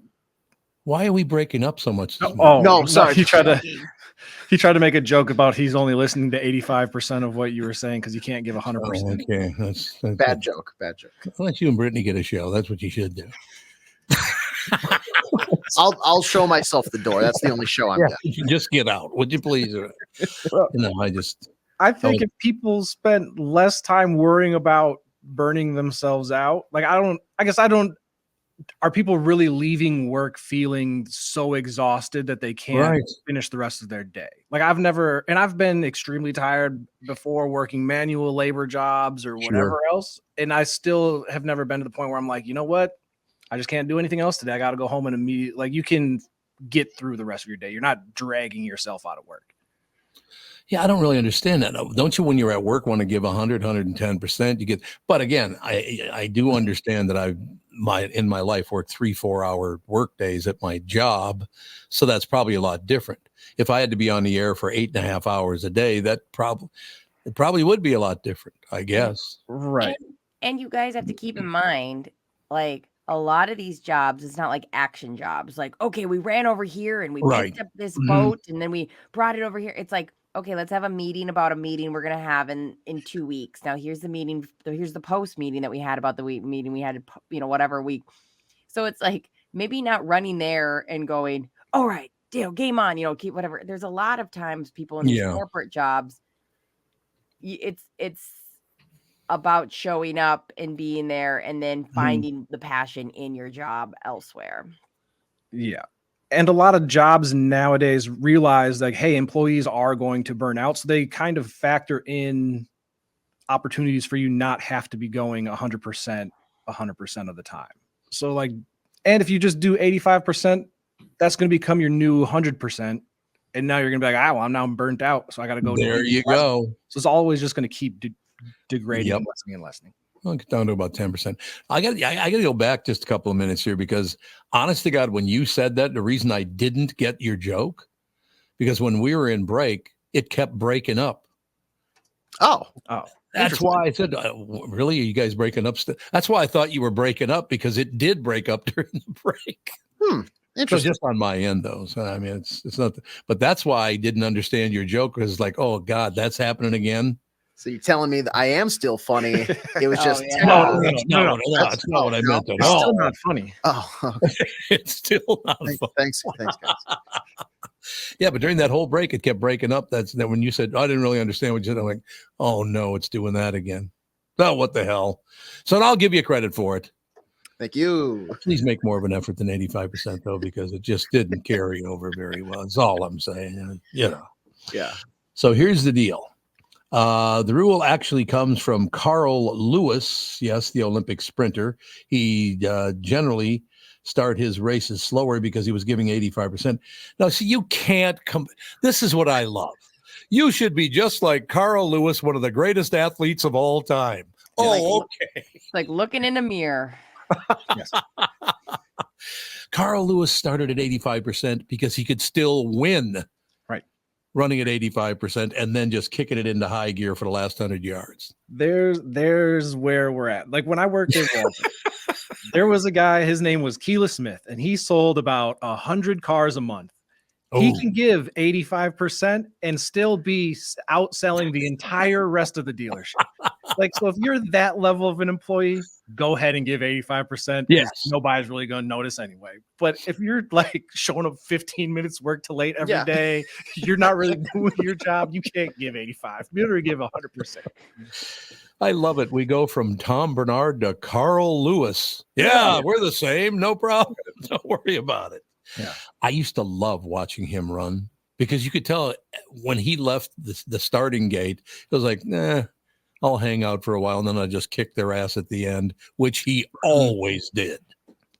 Which is got to be the most demoralizing thing. If you're another professional athlete, you're in the 1%. Like it's got to be like running against like Usain Bolt when he was, in his prime, where you're like, yeah, I gave 100%, and this guy's watching me run as he's running against me, and then just turns it on at the end to win. I couldn't imagine. No, I couldn't imagine either. Well, like it said on the log here that we had Brad Blanks on today, but he's given 0% right now. So yeah, he's really taking this to a new low. I don't know. It's just a disaster. Something about that Australian time zone. Yeah. Is it the Australian thing? Is that what it's all about? It's because he's Australian. His clock is upside down, so he probably is reading it wrong. I get it. I understand, but no. Do you think he'll be on today, or we're going to have one? He hasn't responded to any emails or anything like that, and so I don't know if he just. I've sent him a couple extra invites to the room, and might just have an issue today that we might have to postpone. Yeah, that's unfortunate. I mean, Brad's a great guy to work with, no doubt about it. Yeah, and Tom, earlier with Dave, you were talking about kind of new laws in Minnesota. Yeah, right. Did you hear about the red flag law that got, I guess, approved or goes into effect today, where essentially now if you have somebody that you think is, a danger to themselves or other people, you can fill out a form that will actually take the firearms in their house away from them so they're not able to harm themselves or somebody else, and then later they'll, get them back kind of once they're more stable, I guess. Do you think some people will take advantage of this and claim that somebody's nuts when they're not? Yeah, absolutely. Yeah. And whoops. It's already very divisive. I mean, because it was something Walls has put in, and so there's, you get both sides of, hey, they're trying to take our guns or whatever else. So it's very divisive. But that was like the newest law in Minnesota. I think that's kind of been making the rounds. No, hopefully it works, because that would be great if people didn't shoot each other to death. I would like that. That'd be a good thing. Hey, whatever happened that yesterday when didn't some guy somewhere in the South or whatever drive up on the sidewalk trying to hit people? And what was that all about? Wait, what?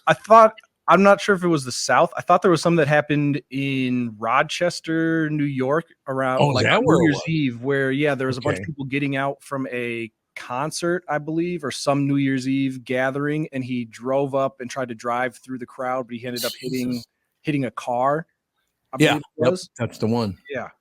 Did we ever figure out why he did that? Just because he was nuts, or what happened? They said he allegedly had some sort of, I don't know if it was a manifesto or a suicide note or something, but yeah, he was definitely going there to cause harm, but I don't know that they really pinpointed exactly what he was doing or why he was doing it. That is a weird deal. Okay, I'll close out this story because, once again, you don't have to give 100% at work, but let's finish it this way. You don't have to give 100% at work if you're Carl Lewis. How about that? We'll just leave it there. There you go. That makes sense. He's going to kick your ass anyway. He doesn't have to give 100%. So if you can win without giving 100%, good for you.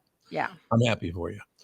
He generally started his races slower because he was giving 85%. Then as he cranked things up, he'd pass the other runners who were too tense and slowing down. That's not why he passed everybody. Maybe they were too tense, but he beat them because he was faster than they were. Mm-hmm. I love how they make up an excuse. Oh, they were tense. That's why he won. No. They could be as loosey-goosey as imaginable, and they're still going to lose to Carlos. Yeah. One of the greats of all time. I just love that when people make up excuses like that. Oh, well, it's not fair because, we're too tense, therefore we slow down. Well, the first time you saw him do it, wouldn't you then change your method if that really would work? Right? Yeah. And a lot of running is, do you have the fast twitch muscles required to run extremely fast? You can't train yourself to have more of those muscle fibers in your body. Mid-run, just relax. Yeah, just relax when you're running at about 1,000 miles an hour. Have you ever stood next to someone who, not by next to, on the street watching someone run a race, and when they go by, you realize, I could never be half that fast? Yeah. Yes. Yeah. Come on. Especially when you're going to places that are doing marathon running or ultra, races or whatever. And you're like, why are they sprinting right now? And you're like, that's the way they've been running the whole race. Yeah. What? I know. No, thank you. The first time I did see, I think it was a run around Lake Calhoun back in the late 1960s or something. I don't know. It was some kind of, I think they did all 3 of the lakes or something. Mm-hmm. They ran all the way around. It turned out to be like a half marathon, something like that. Okay. And just standing on the sidelines, watching these people, my God, people can run fast. Yeah. For long distances too. That's the other thing. Yeah. It's pretty impressive actually when you see that kind of thing, right? Yeah, I can relate. I fell off my treadmill right at the tail end of 2023. I can relate. I'm an athlete as well. So Wait a second, you fell off a treadmill. Fell off my treadmill for the first time ever. I was trying to take my sweatshirt off, and one of my headphones kind of fell out, and I tried to fix it while the sweatshirt was half off, and the bitch went down hard. So you pulled something over your face while on a treadmill? I do it all the time. Why would you do that? It's not like I was running fast. Like I was like doing like a 10-minute miles warming up kind of vibe. Went to take my sweatshirt off and I fell. And I almost caught myself, but I fell. And then I came in, I showed Tevin and AJ the bruises. It was rough. So you did get bruises? Yeah. Oh, yeah. They were bad. Yeah. So you can't handle it just like Uncle Tommy just said. I can handle it. I was giving only cannot. 85% at the time. Okay. Oh, she was giving 85% at the time. Okay, well, never mind then. We should have gave it 100% because also I don't feel as bad because when she came in here, all she said was I fell off the treadmill, and so I was like, oh, I kind of feel bad for you. Like something must have happened. Like you did this to yourself, Brittany. Like why would you not stop running, take the sweatshirt off, and then continue? I'm an athlete. I don't have time. I've got minute miles to clock in. Well, those bruises say you're not really an athlete, but other than that, I'm a specimen. I'm like ready to rock. I gotta take that sweatshirt off. I don't have time to jump off the treadmill. I'm clocking it, on my Nike Run app. Gotta get them sets in, brah. Okay, so I have a question. So you're indoors running. Why would you wearing a sweatshirt anyway? Because it's cold at first when you go down to the basement. Like you got a cold basement? Yeah. Oh, I did not know that. Unfinished. So I just, that's one of the deals. It's hilarious. And the first time it happened to me was probably, 35 years ago. No, it's longer than that because I was at Jacksonville, WAPE in Jacksonville. And I was at somebody's house and I said, he needed something or whatever. And I said, well, where is it? It's downstairs. He goes, what do you mean? I said, was it downstairs? I did not know that people in Florida don't have basements. No, no they don't. idea. Yeah. Is it California? They don't either. Oh, is that right? Might be. I think too. It's like, what do you mean downstairs? There is no downstairs. Can I call a timeout here? Because hurricanes and earthquakes. Isn't that like the most safe place? I'm thinking of tornadoes. Tornadoes, yeah. Oh, well, okay. Well, I didn't know that either. All right. Is that common knowledge? Am I stupid? I mean, no, because I'd be stupid too. If you're stupid, then I'm stupid. Well, then there's obviously not a chance that that's common knowledge. It's just a gift. But seriously, what was I, like 20, 23 years old, 24? I'd never heard of a house that didn't have a basement. Yeah, same. I remember finding that out about Florida when my parents were building their house. And they're like, well, we can't put in a basement. I was like, why? I was so confused by it. Right. Yeah, because it just apparently the ground not very far down is quite wet in the entire state of Florida because it is just a peninsula, Yeah. Think you had a rough childhood? John Mellencamp kindly asked you to sit down and shut up because at least you never were decapitated. That's true. I have no idea what the hell this story is about. This is going to be interesting. What, Tevin, you already heard this story? No, I didn't hear this story, but okay, obviously it wasn't that bad if we weren't decapitated, John. All your trauma isn't real. Cougar? Okay, John Cougar Mellencamp? It's not real trauma. Well, I have to guess you guys are probably right. I don't think he was decapitated, so we're going to find out. Been reattached. Yes. John tells Esquire magazine, quote, I was born with spina bifida. I had my head cut off when I was 6 weeks old. There were 3 other kids who had the same operation that day. The other kids died, but I lived. I have never heard of cutting a child's head off. No. I'm lost for words. I have nothing. But because once you cut their head off, you've disconnected their spine, which you cannot reconnect. Correct? Yeah, Correct. I have no idea what's happening. Also, like the odds are really bad. Oh, that'd be terrifying. Oh, I would think so. Yes. Hey, you're going to cut my kid's head off? Well, good. I'll wait outside. One girl made it for a while, and I used to see her at basketball games. She was paralyzed from the neck down. She died when she was about, 13. So here's more wisdom from former Johnny Cougar. You only have so many F's to give in your body, so don't give an F about what's not F-worthy. That's good advice. Did you follow that? Yeah, that's good advice. Is it bad that I'm doubting this whole? I don't believe anything he's saying.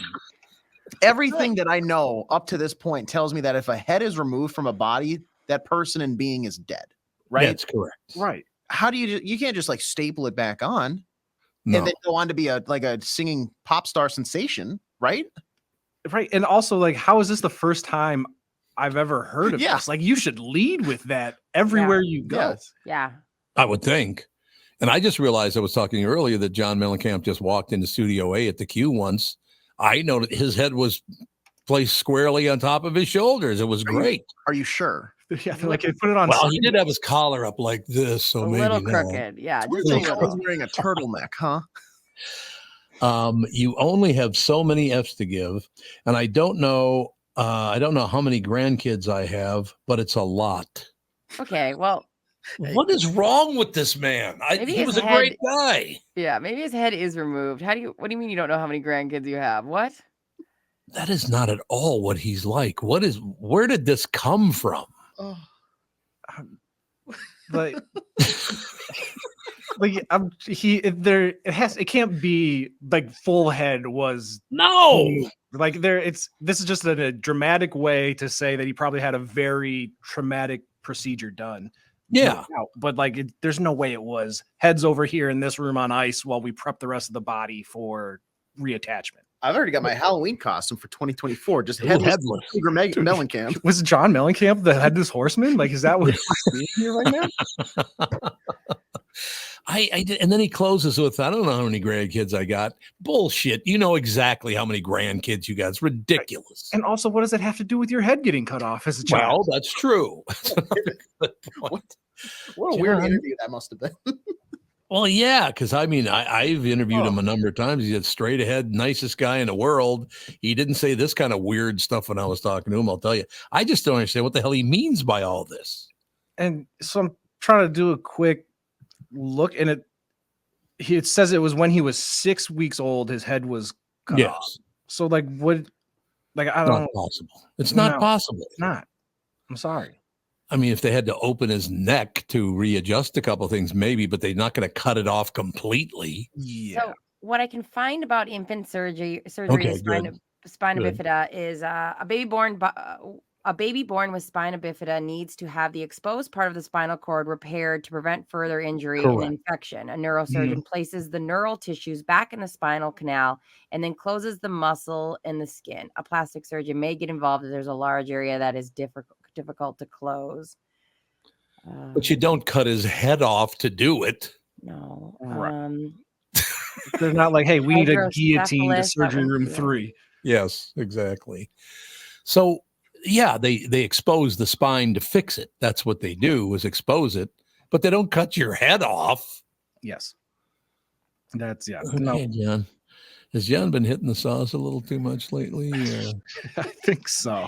Like, who was that he was with? He was with a very pretty actress. What the hell was her name again?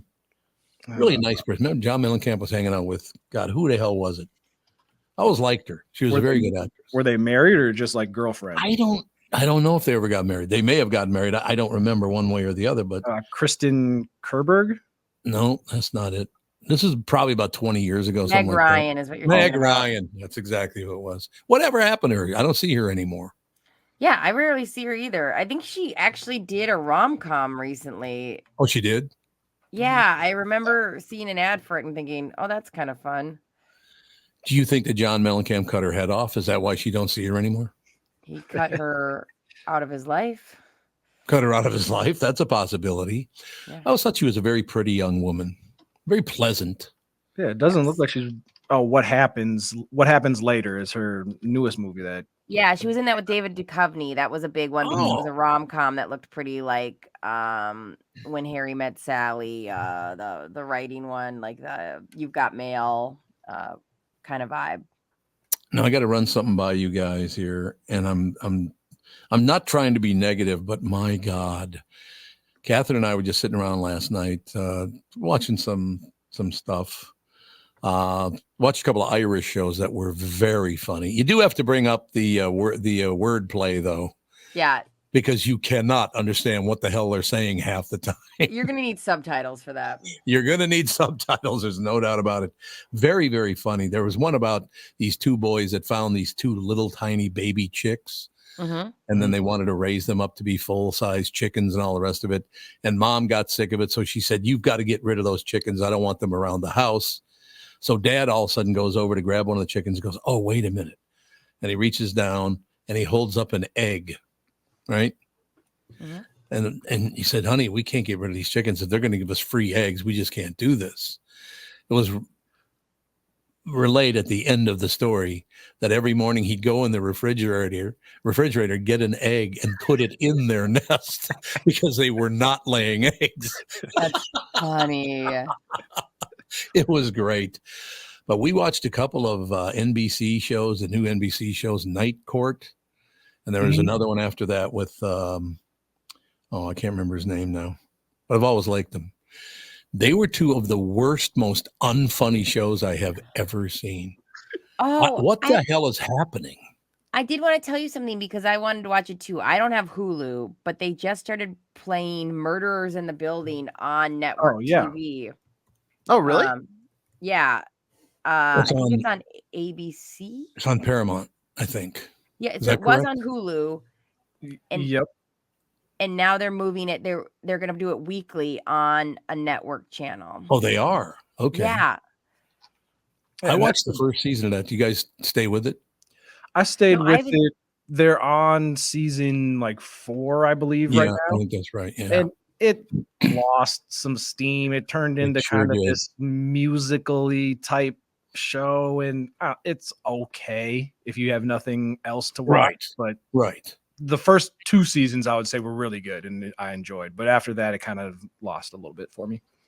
I like everybody in it. It's got a really good cast, but I agree with you. The first 2 seasons were pretty. First season was great. Second season was pretty good, and the last 2 have been not very good at all.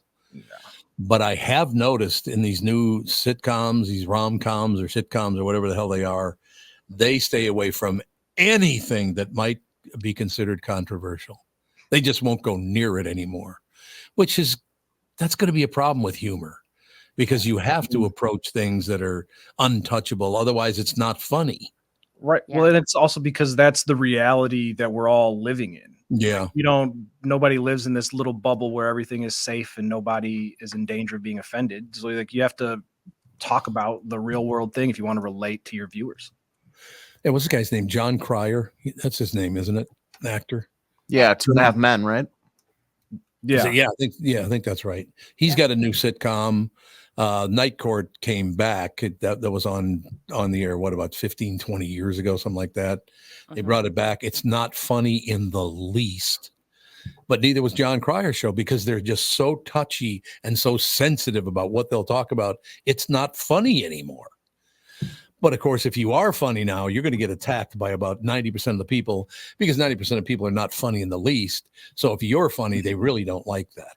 Yeah, I agree with that completely. I also think, Tom, things go through those group tests and they want to make it so mainstream that an appeal to everybody, then it appeals to nobody. Because when my mom was in town, we watched a lot of TV, live TV, and I was like, this isn't anything. This is vanilla as vanilla gets. And that I think it's like they want to be so universal. They literally created nothing. Nothing happens and nothing. Correct. Right.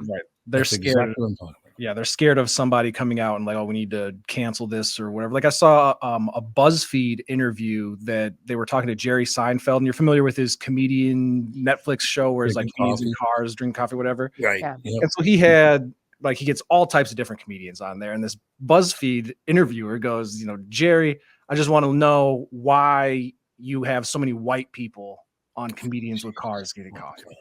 And like when you run through the list of all the comedians, I mean, he's had Dave Chappelle, like I believe Hannibal Buress was on there, but like tons of like minorities, women, whatever. And Jerry's like, he points to the audience in the BuzzFeed. He's like, these are all white people in the crowd right now. Like, are you like, and he essentially calls out this interviewer who's trying to tell him, like, you don't have any black people on your show or minorities. He's like, there's literally all white people. And the whole crowd just erupts laughing. And he's like, I don't care what skin color you are or whatever. He's like, if you're funny, you're on the show. And like, so it's like people like even going after Jerry Seinfeld or whoever else, like everybody's just scared of being canceled. And for Jerry to like kind of flip it back on him and be like, your whole audience in here is white, but you want to try to cancel me for having not enough, you know, minorities on is ridiculous. Well, and when are we going to get over this? Look, we learned nothing. Treating people like shit because of their skin color was a horrible thing to do. But treating people way on the other side because of their skin color, treating them very well and protecting them is racist as hell. These are grown human beings. They're adults. I don't care what their skin color is. They can take care of themselves. They don't need your help. How about that? Right. And when it comes to like entertainment, like be funny, be entertaining. If not, it doesn't matter who you are. Like you're going to be forgotten or passed over. Yeah, there you have it. I don't really understand why we've gotten in this deal now where we've decided if you're not the same color as I am, I need to protect you. What?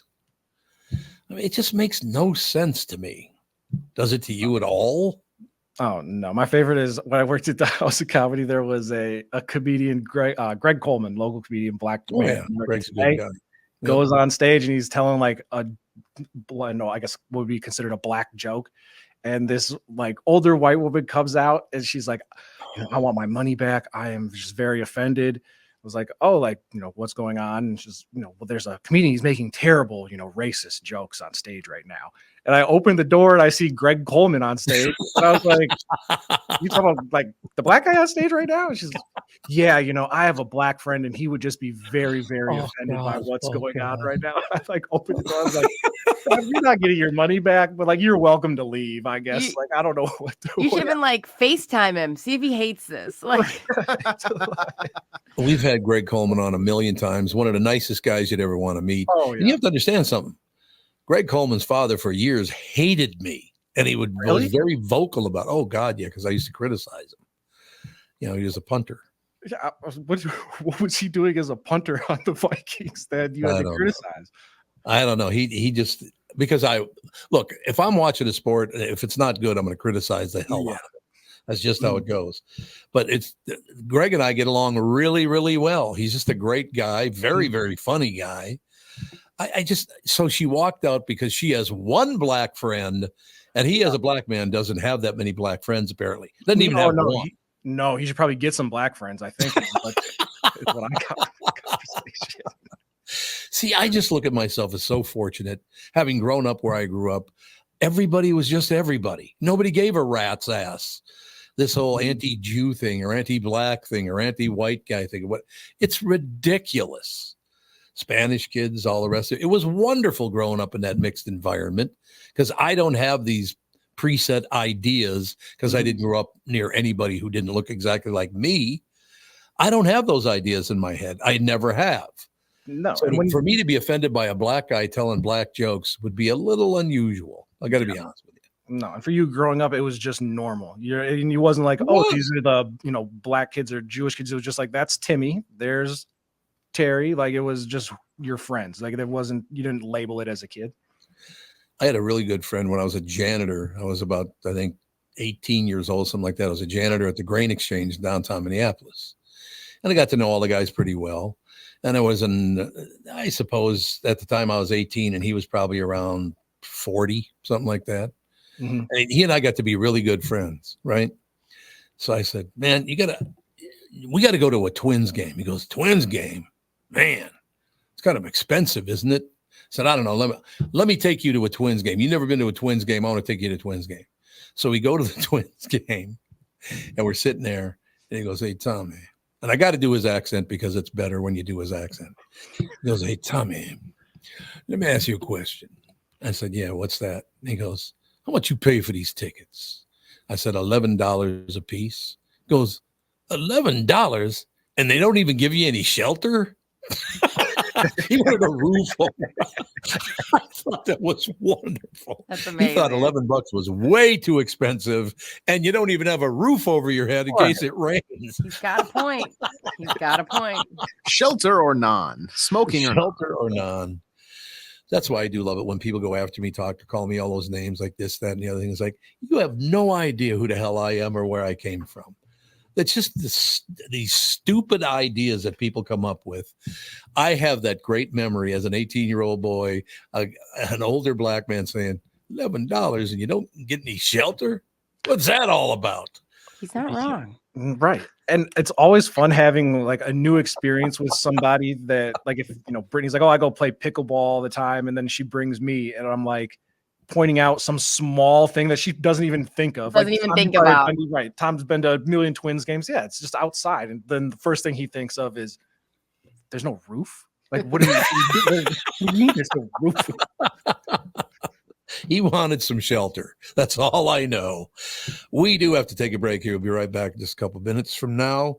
The show continues. This is the Tom Barnard Show. Listen live at tombernardshow.com or on the Tom Barnard Show app.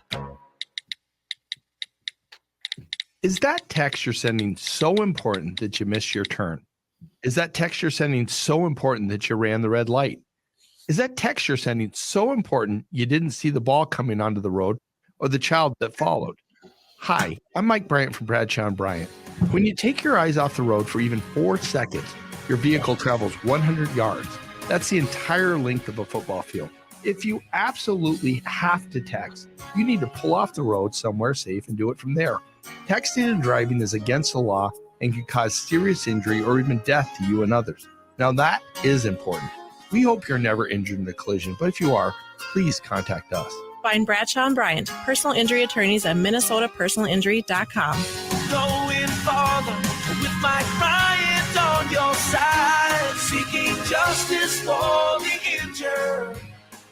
Bradshaw and Bryant. Tom here, and I want to discuss a partnership that has been wonderful in my life. Zero Res Carpet Care, very good friends of mine. Nothing is better to someone with a family than having a completely clean home. Your carpet is the biggest filter in your house. If you want to talk about pet dander or foot traffic, dirt from the outside, they all eventually reside in your carpet. So, Zero Res Carpet Care.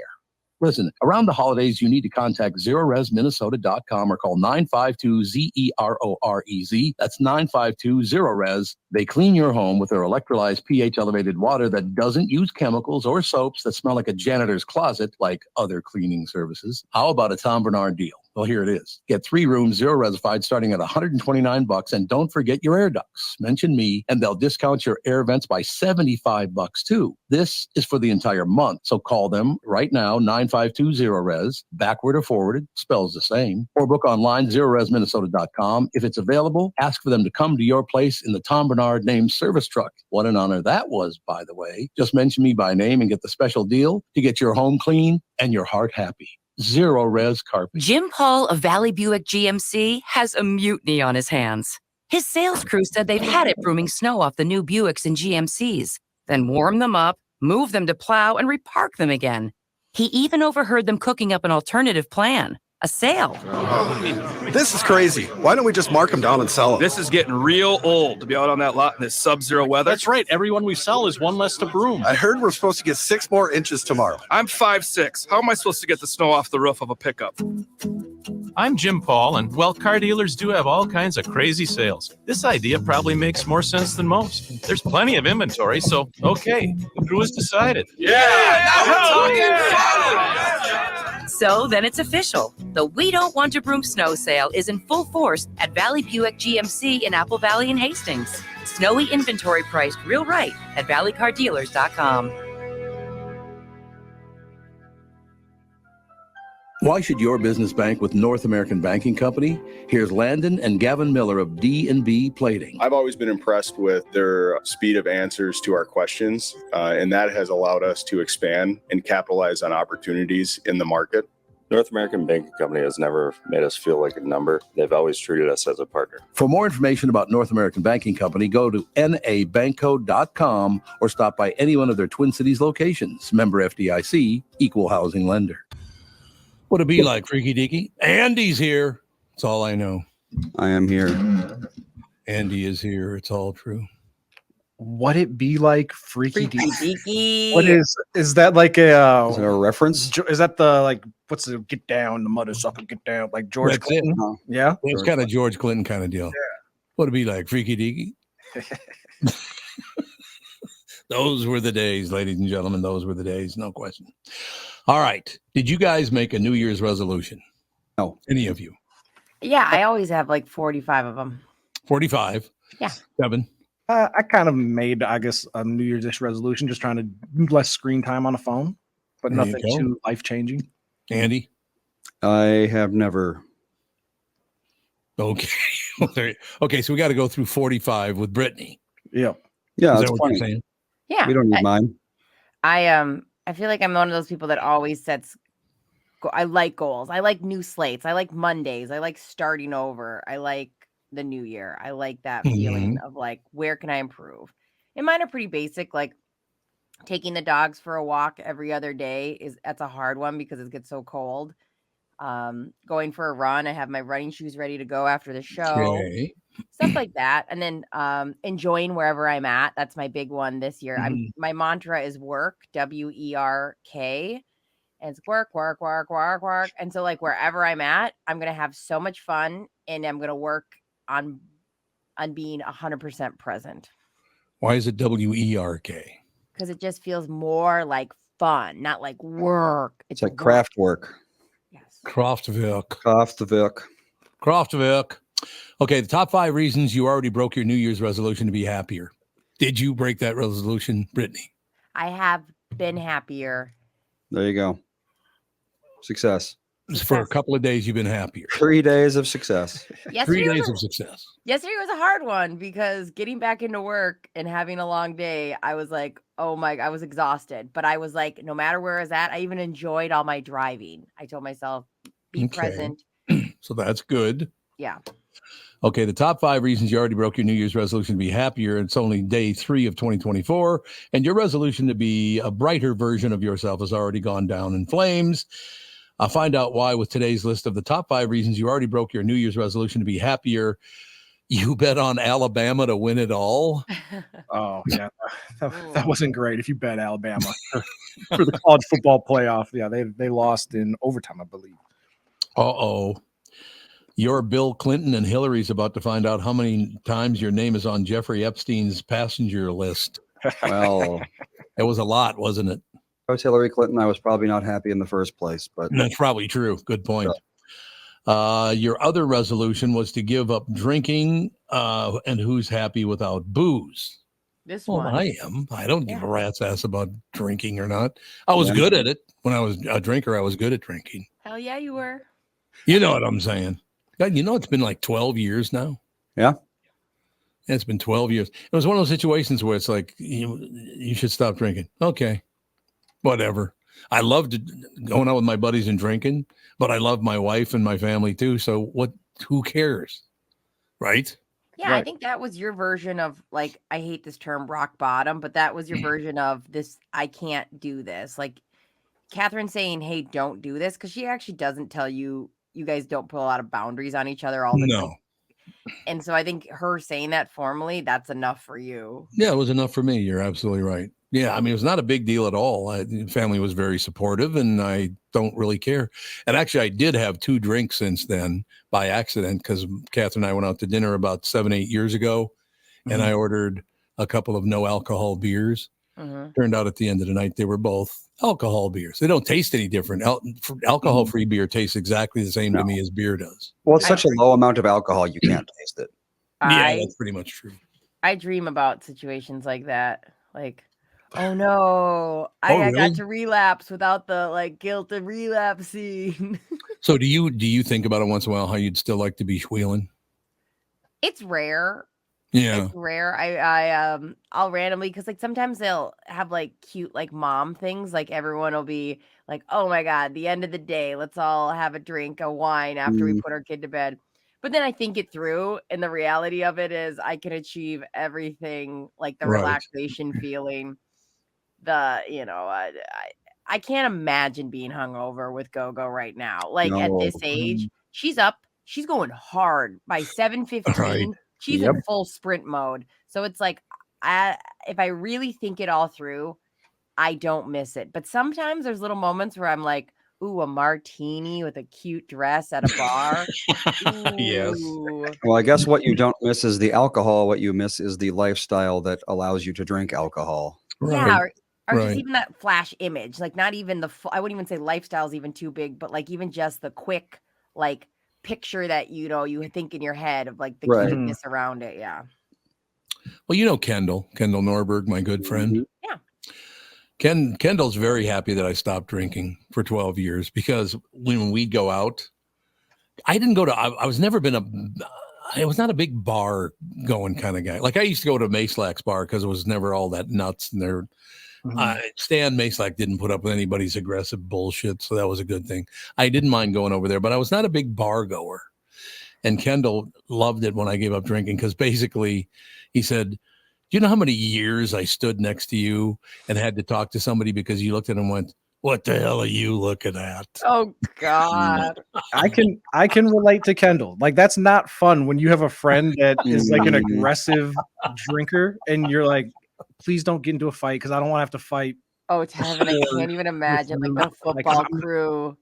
Oh, and that wasn't even the worst. Like when I, after college, I had a group of friends that they more or less looked for fights when they went out. And I was like, I can't go out and hang out with you guys no more. Absolutely not.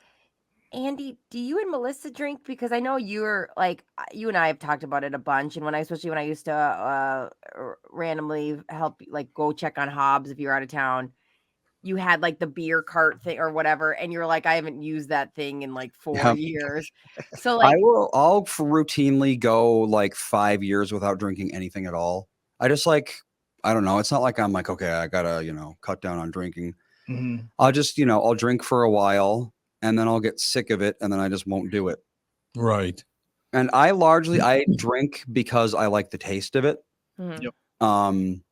So it's like, do you ever go through like, oh, I got to have some baked lays, and you eat nothing but baked lays for 3 months, and then you don't touch them for like a decade after that. Yep. That's how I am with alcohol. Oh. Yeah. The other day I was like, oh, I should like have a beer, but I was too lazy to get off the couch to go get it. And I was like, I don't really want one that bad. So I'm good. Well, that's the other thing. It's like I have to go to the liquor store and buy it. Right. It's one thing I will tell you though, Andy, and you probably don't even, well, maybe you do realize this, but when you drink alcohol and you get to that point where you might be a little intoxicated, you get this very big, happy personality. Do you know you're doing that? Oh, definitely. Oh, you do? Okay. Yeah. I've never drank enough that I don't remember things. Not even close. But I mean, you get this big, happy attitude, which is, really nice because a lot of people, like your father, gets crabbier the more. No, I've never gotten mad from alcohol. No, I'll get like, a little less inhibited, and then I'll get sick in that order. Yeah, you don't need that. And that's all it does. Those two things. The top 5 reasons you already broke your New Year's resolution to be happier is getting worse by the line. We went with you bet on Alabama to win. Your Bill Clinton and Hillary's about to find out how many times your name is on Jeffrey Epstein's passenger list. Number 3 is your wife's New Year's resolution was to leave you for your brother. Damn. Is that a specific reference to something, or is that just... Oh no. Somebody who was writing this was going through a dark time. For real. That is a fact, man. Yeah, you're going through some dark times if this is what you're all about. Honestly, number 2 is because Sharon took all of your money and your golden retriever as well. That's it. Yeah, I was just Your other resolution was to give up drinking, and who's happy without booze? You realize it's inevitable that this year's election will be between a senile grandpa and a crazy uncle. Well, that's a good point, though. Don't you think? Yeah, but that doesn't affect my brain right now. No. Yeah. I agree with you on that one. Boy, a lot of people do get affected by that. They got their guy, and if you don't like their guy, boy, you're a horrible person.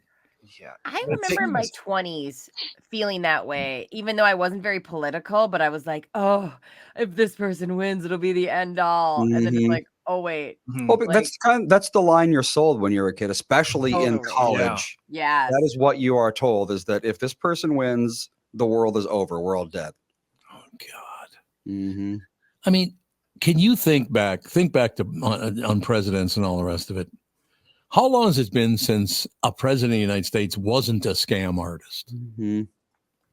They're all in it for the money and the fame. You do know that, right? Yeah, there's no like real reason, because I mean the presidency is a job. There's no real reason to want to fill out that application other than money and your desire for power. Yep, Like that sounds like the 100%. worst job ever. I got to move to the White House. I never have any alone time. I don't do anything fun. No, you'll never be left alone for the rest of your life. You were, that's true, even yeah. once you're out of office, you do a job for 4 years and it defines you for the rest of your life. You have to be followed around by Secret Service for the rest of your life. And you see those pictures of before they enter office and after, and they look like they've 100 aged years, about. yeah. Oh, yeah. It's Oh, just yeah. Yep. Mm-hmm. Yeah, that's for sure. I remember I remember thinking Bush Jr. was kind of cute. And then by like 1 year in, I was like, not so much. And Obama, I was like, he's hot. And then like 2 years in, I was like, oh my God, whose grandpa is that? Crazy. Oh, what are you going to do? Yeah, there's just that big deal coming around again. It pops up since he left office, it pops up about every 6 months about how he and his wife are not really married. He's gay and he just had a wife to kind of make it look like he wasn't. And what is the Barack Obama? Oh, there's huge talk about how he's gay. What are you talking about? Clinton? I was If like, he is, who gives a rat's? You know, strong she was- evidence Clinton's not gay. She was she was really honest about something that I appreciated. Michelle was doing like a talking tour, probably promoting something, but she had a conversation. She was like, there was like 3 years of my life where I hated my husband. Like everything bugged me and we had to like reconnect. And I appreciated that honesty because a lot of times people don't always talk about how marriage, you all go through hard stages or when you're raising kids and all of a sudden you kind of look at your significant other like, if I could fight you right now, I would. I'm not fighting Catherine. Not going to happen. No. She's got very long arms. She gets a couple of strokes and I'd be done. No question about it. Yeah, I don't know. It's whatever. New Year's Day was a Monday, and even when it's a holiday, Mondays suck. You're Blake Shelton, and you read the reviews of your New Year's Eve performance. Oh, did it suck? I don't know anything about that. Who's Blake Shelton? I didn't even know he performed on New Year's. He's a country artist, isn't he? Yeah, I'm embarrassed to say, am I the who knows the most about Blake Shelton, and it's very minimal. What's his? I don't know anything about it. Would I even know? He's got a bunch of like country rock kind of feels, like country pop, and then he's married to Gwen Stefani and was on The Voice. That's right. Yeah, he's a host of The Voice or whatever, Country Voice. No, the singing show where they like press the button and they turn He just around. had his last season on The Voice. Yeah, he was on The Voice. Yeah. Oh, okay. But he's done now. Yeah. So is he one of those like pickup trucks and six pack and my? Yep. Yeah. Okay. I don't know any of those people then. They're all like a amorphous blob in my mind.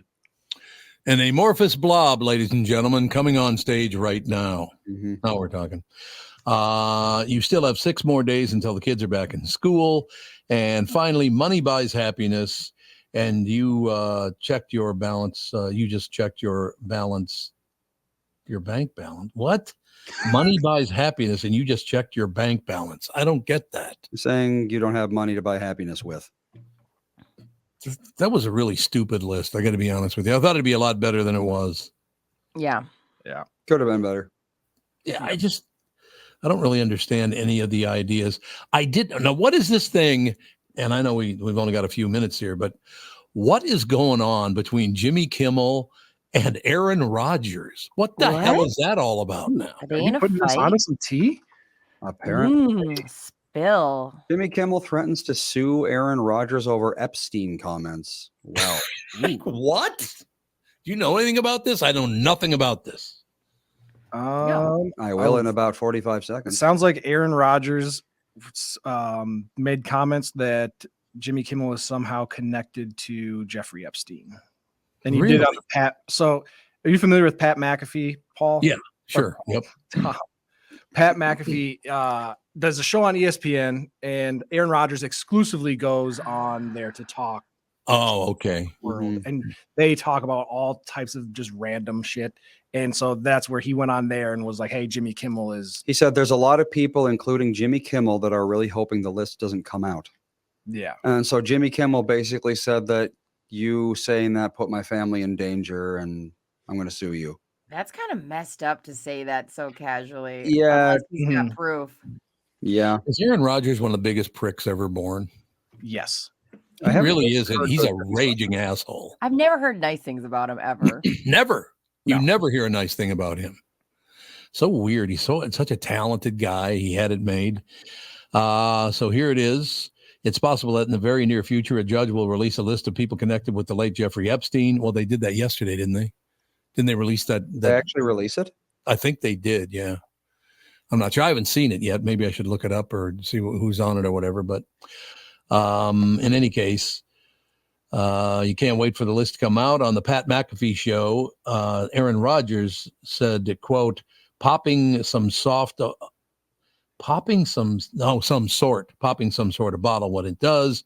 He also suggested Jimmy Kimmel's name could be on it, and Jimmy is not cool with that. He tweeted, quote, dear asshole, for the record, I've not met, flown with, visited, or had any contact whatsoever with Epstein, nor will you find my name on any list other than the clearly phony nonsense that soft-brain wackos like yourself can't seem to distinguish from reality. Your reckless words put my family in danger. Keep it up, and we will debate the facts further in court. What's what I was saying yesterday is anyone can go open up Microsoft Word and type in the name Jimmy Kimmel and say, look, there he is on the list. It's like, I have no proof that this screenshot of plain text on a white background is actually anything other than something you typed. You know my favorite thing about this story, because two people are either in trouble or pissed off? I don't like either one of them. I don't like Aaron Rodgers, and I don't like Jimmy. I think Jimmy Kimmel might be the least funny human being that's ever tried to be funny. I'm with you, Tom. I literally have no attachment to Jimmy Kimmel. Like, I'm not like, I don't go, I love him, I want to hear whatever. I actually don't think about him ever. No, I can't name one thing about him. And Aaron Rodgers, I mean, honestly, it's hard to be like, he is so talented. Yeah, he is. It's hard to debate that at all. But like, I'm also like, I don't need to hear you talk. I don't need to hear your ideas on much. Like that. But I will say this, like, it is wild where you go, where are you getting your information to feel so brazen to say the Jimmy Kimmel thing? I think Aaron Rodgers suffers from like that weird uncle syndrome where you click on clickbait and think it's real. Yep, 100%. Because it says things that feels like it's one of those headlines that I'm like, you hover over and go, oh, I'm not going to click on this. This is going to be insane, because he'll say those all the time like they're facts. Yeah, I don't really. Where did he get this information that Jimmy Kimmel was on Epstein Island anyway? I'm sure he saw a screenshot on Twitter that claimed as such, and he just took it at face value like everyone does. So you can make up a fake picture and everybody will believe it's real? Oh, hell yeah. Absolutely. That's terrible. That's pretty much all Twitter is at this point, is people making fake things that everyone else believes. So is X in big trouble, do you think? Depends on what you mean by big trouble. Because I know it's a lot of people want to go after them for some of the things they've posted and all that. As long as Article 303 or something like that. Someone in the chat might know what I'm talking about. There's an article that specifically states that the owner of a website or some other like communication thing can't be gone after for what users post on their website. Right. But they are trying to repeal that, or alternatively, they are trying to get things like Twitter reclassified as basically infrastructure. So because it's basically the argument is they're so ubiquitous that they're, Twitter is almost as popular as like indoor plumbing in America. Yeah. So it's like if indoor plumbing is considered something that has to be regulated by the government, then why not Twitter? Yeah. Section 230. Thank you, Mike from Blaine. It's so confusing too, because it's that like, are you hosting free speech or Exactly. are you sending propaganda? And that's where like Facebook had to go and do those hearings of like, what are you doing for misinformation? Are they in charge of misinformation? And Not according to Section 230. Yeah. I see. I just don't really understand. I have not been on social media now in 12 years. I was talking actually about that on yesterday's show with Kristyn Burt, because she remembers some of the responses I gave to people 12 years ago. Like, I'll meet you outside in 10 minutes. But that never did happen. I don't know anything about social media at all. But as somebody who knows nothing about it, watching other people's, like this story, for example. So you're probably telling me that Aaron Rodgers got this information off of social media, correct?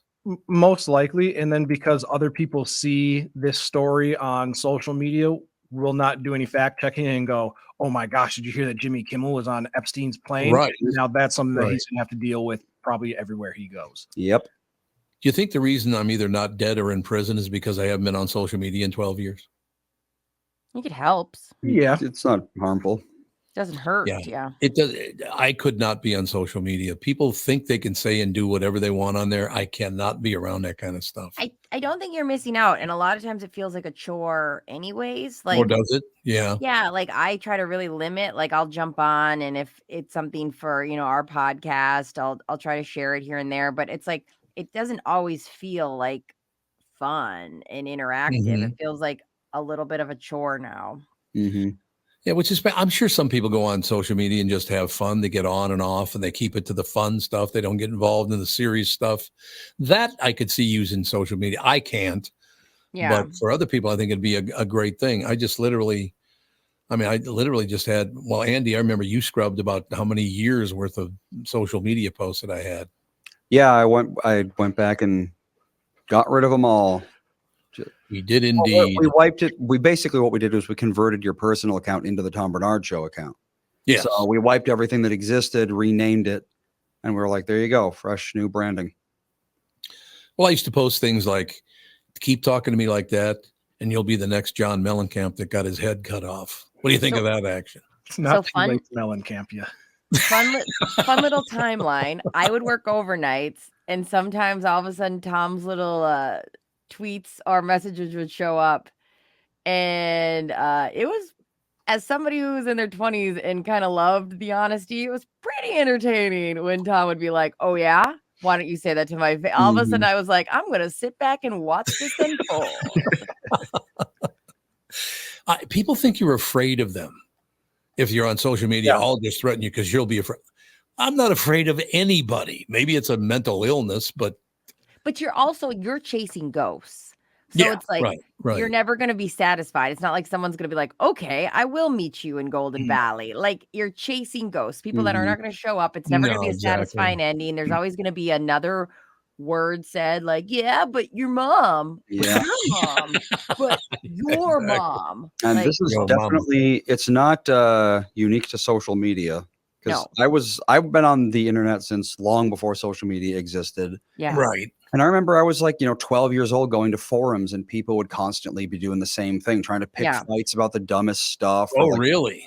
Or making empty threats for no reason whatsoever, just because they can. And I used to get in like week-long arguments with people when I was this like 13-year-old kid on the internet. And eventually I just realized, I was like, why am I even bothering? Why don't I just ignore these people? And ever since then, it really is the best thing in the world, is just learning how to not care. Right. Anonymous nobodies who you'll never meet again. You don't even technically know who they are. They don't matter at all.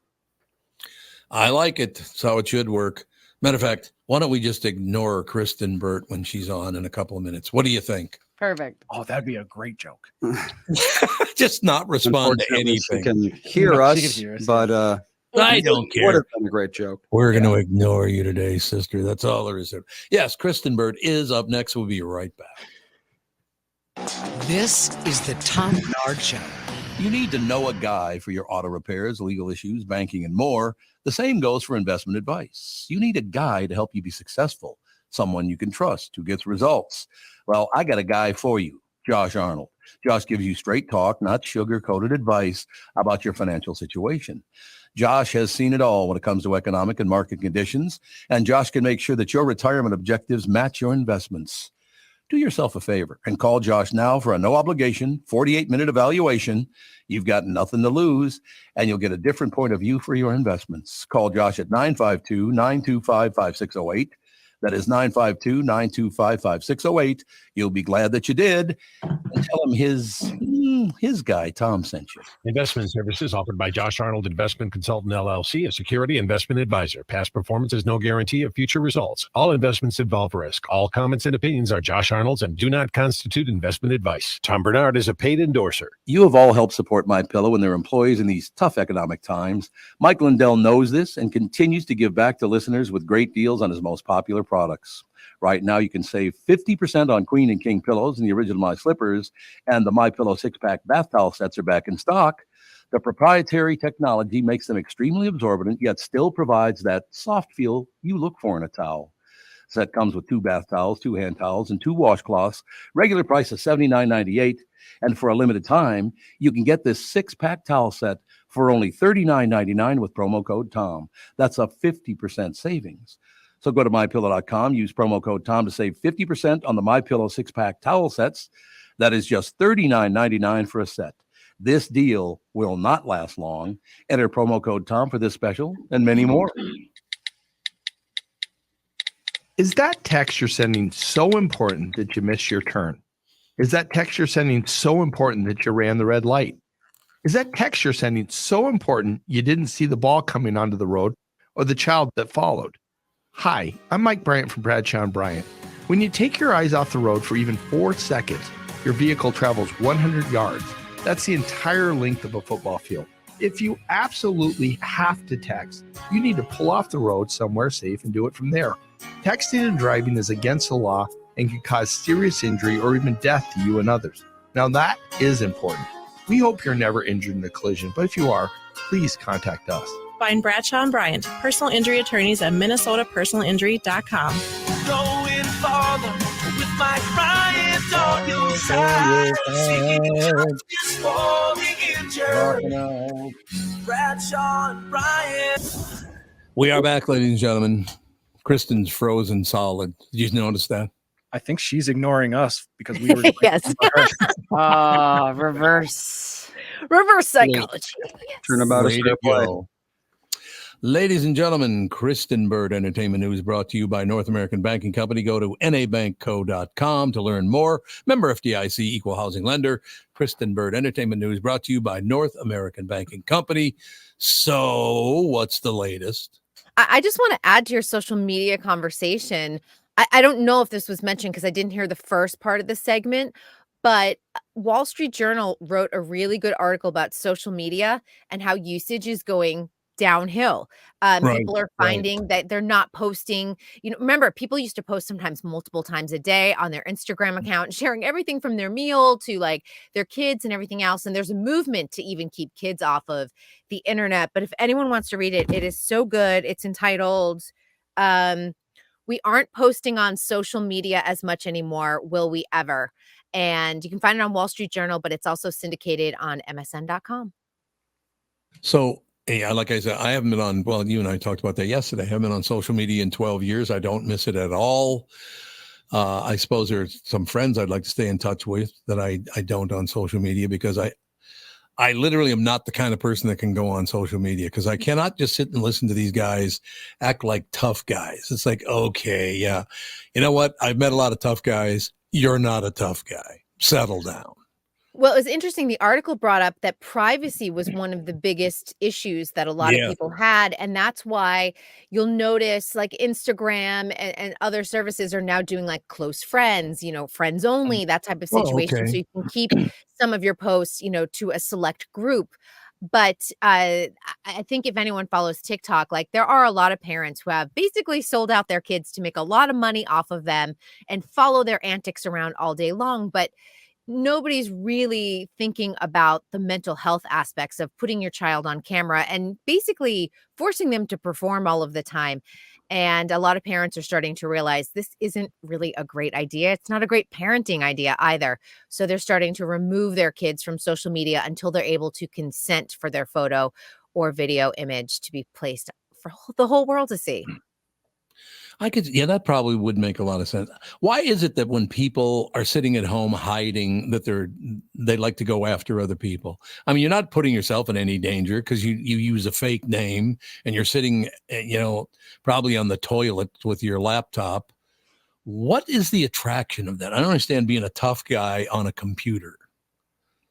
No. I think it goes back to the old phrase of like, hurt people hurt people. So people who aren't feeling great about themselves lash out at others to make themselves feel better. And I don't think it really does make you feel better in the end, but at the time, the keyboard warriors go at it. Yeah. And you get a lot of people too, where like in your position, Tom, where you're a public figure, people will go, I can get a reaction out of Tom. Now I'm going to screenshot this, and now I'm cool because I got, Tom. Like the Trump reply guys. Oh, God, those were so embarrassing. They had to be the first to reply to every single Trump tweet saying, oh, you have small hands. It's like, oh, you got him this time. Good job. Well, there you have it. Yeah, people are punching down a lot of times, and oftentimes it's picking on people's appearance that has nothing to do with the issue that maybe you're upset about.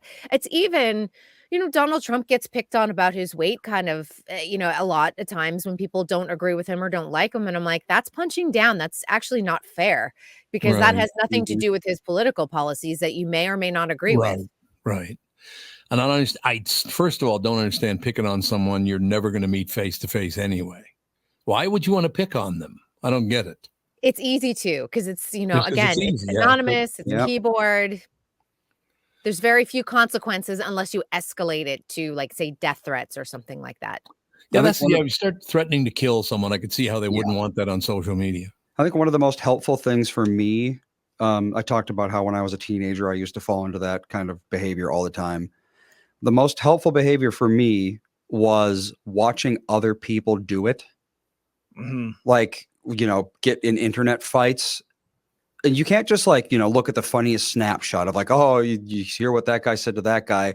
You have to read all 17 pages of them bickering back and forth for like 8 straight days until you realize, wow, this is what I look like when I do this. Yep. And this is what everybody looks like when they do this. And that's, pretty sad. Yeah. No, I would agree with that 100%.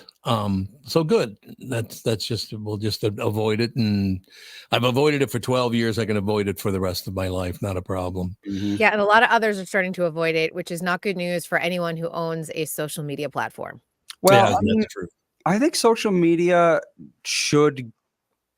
it's got a place, and that place is delivering news or quick information to a lot of people who are interested. Like, for example, our show, when something happens with the show, we can say on Twitter, oh, the show's been canceled, or, we're changing the time or whatever. And everyone just knows this.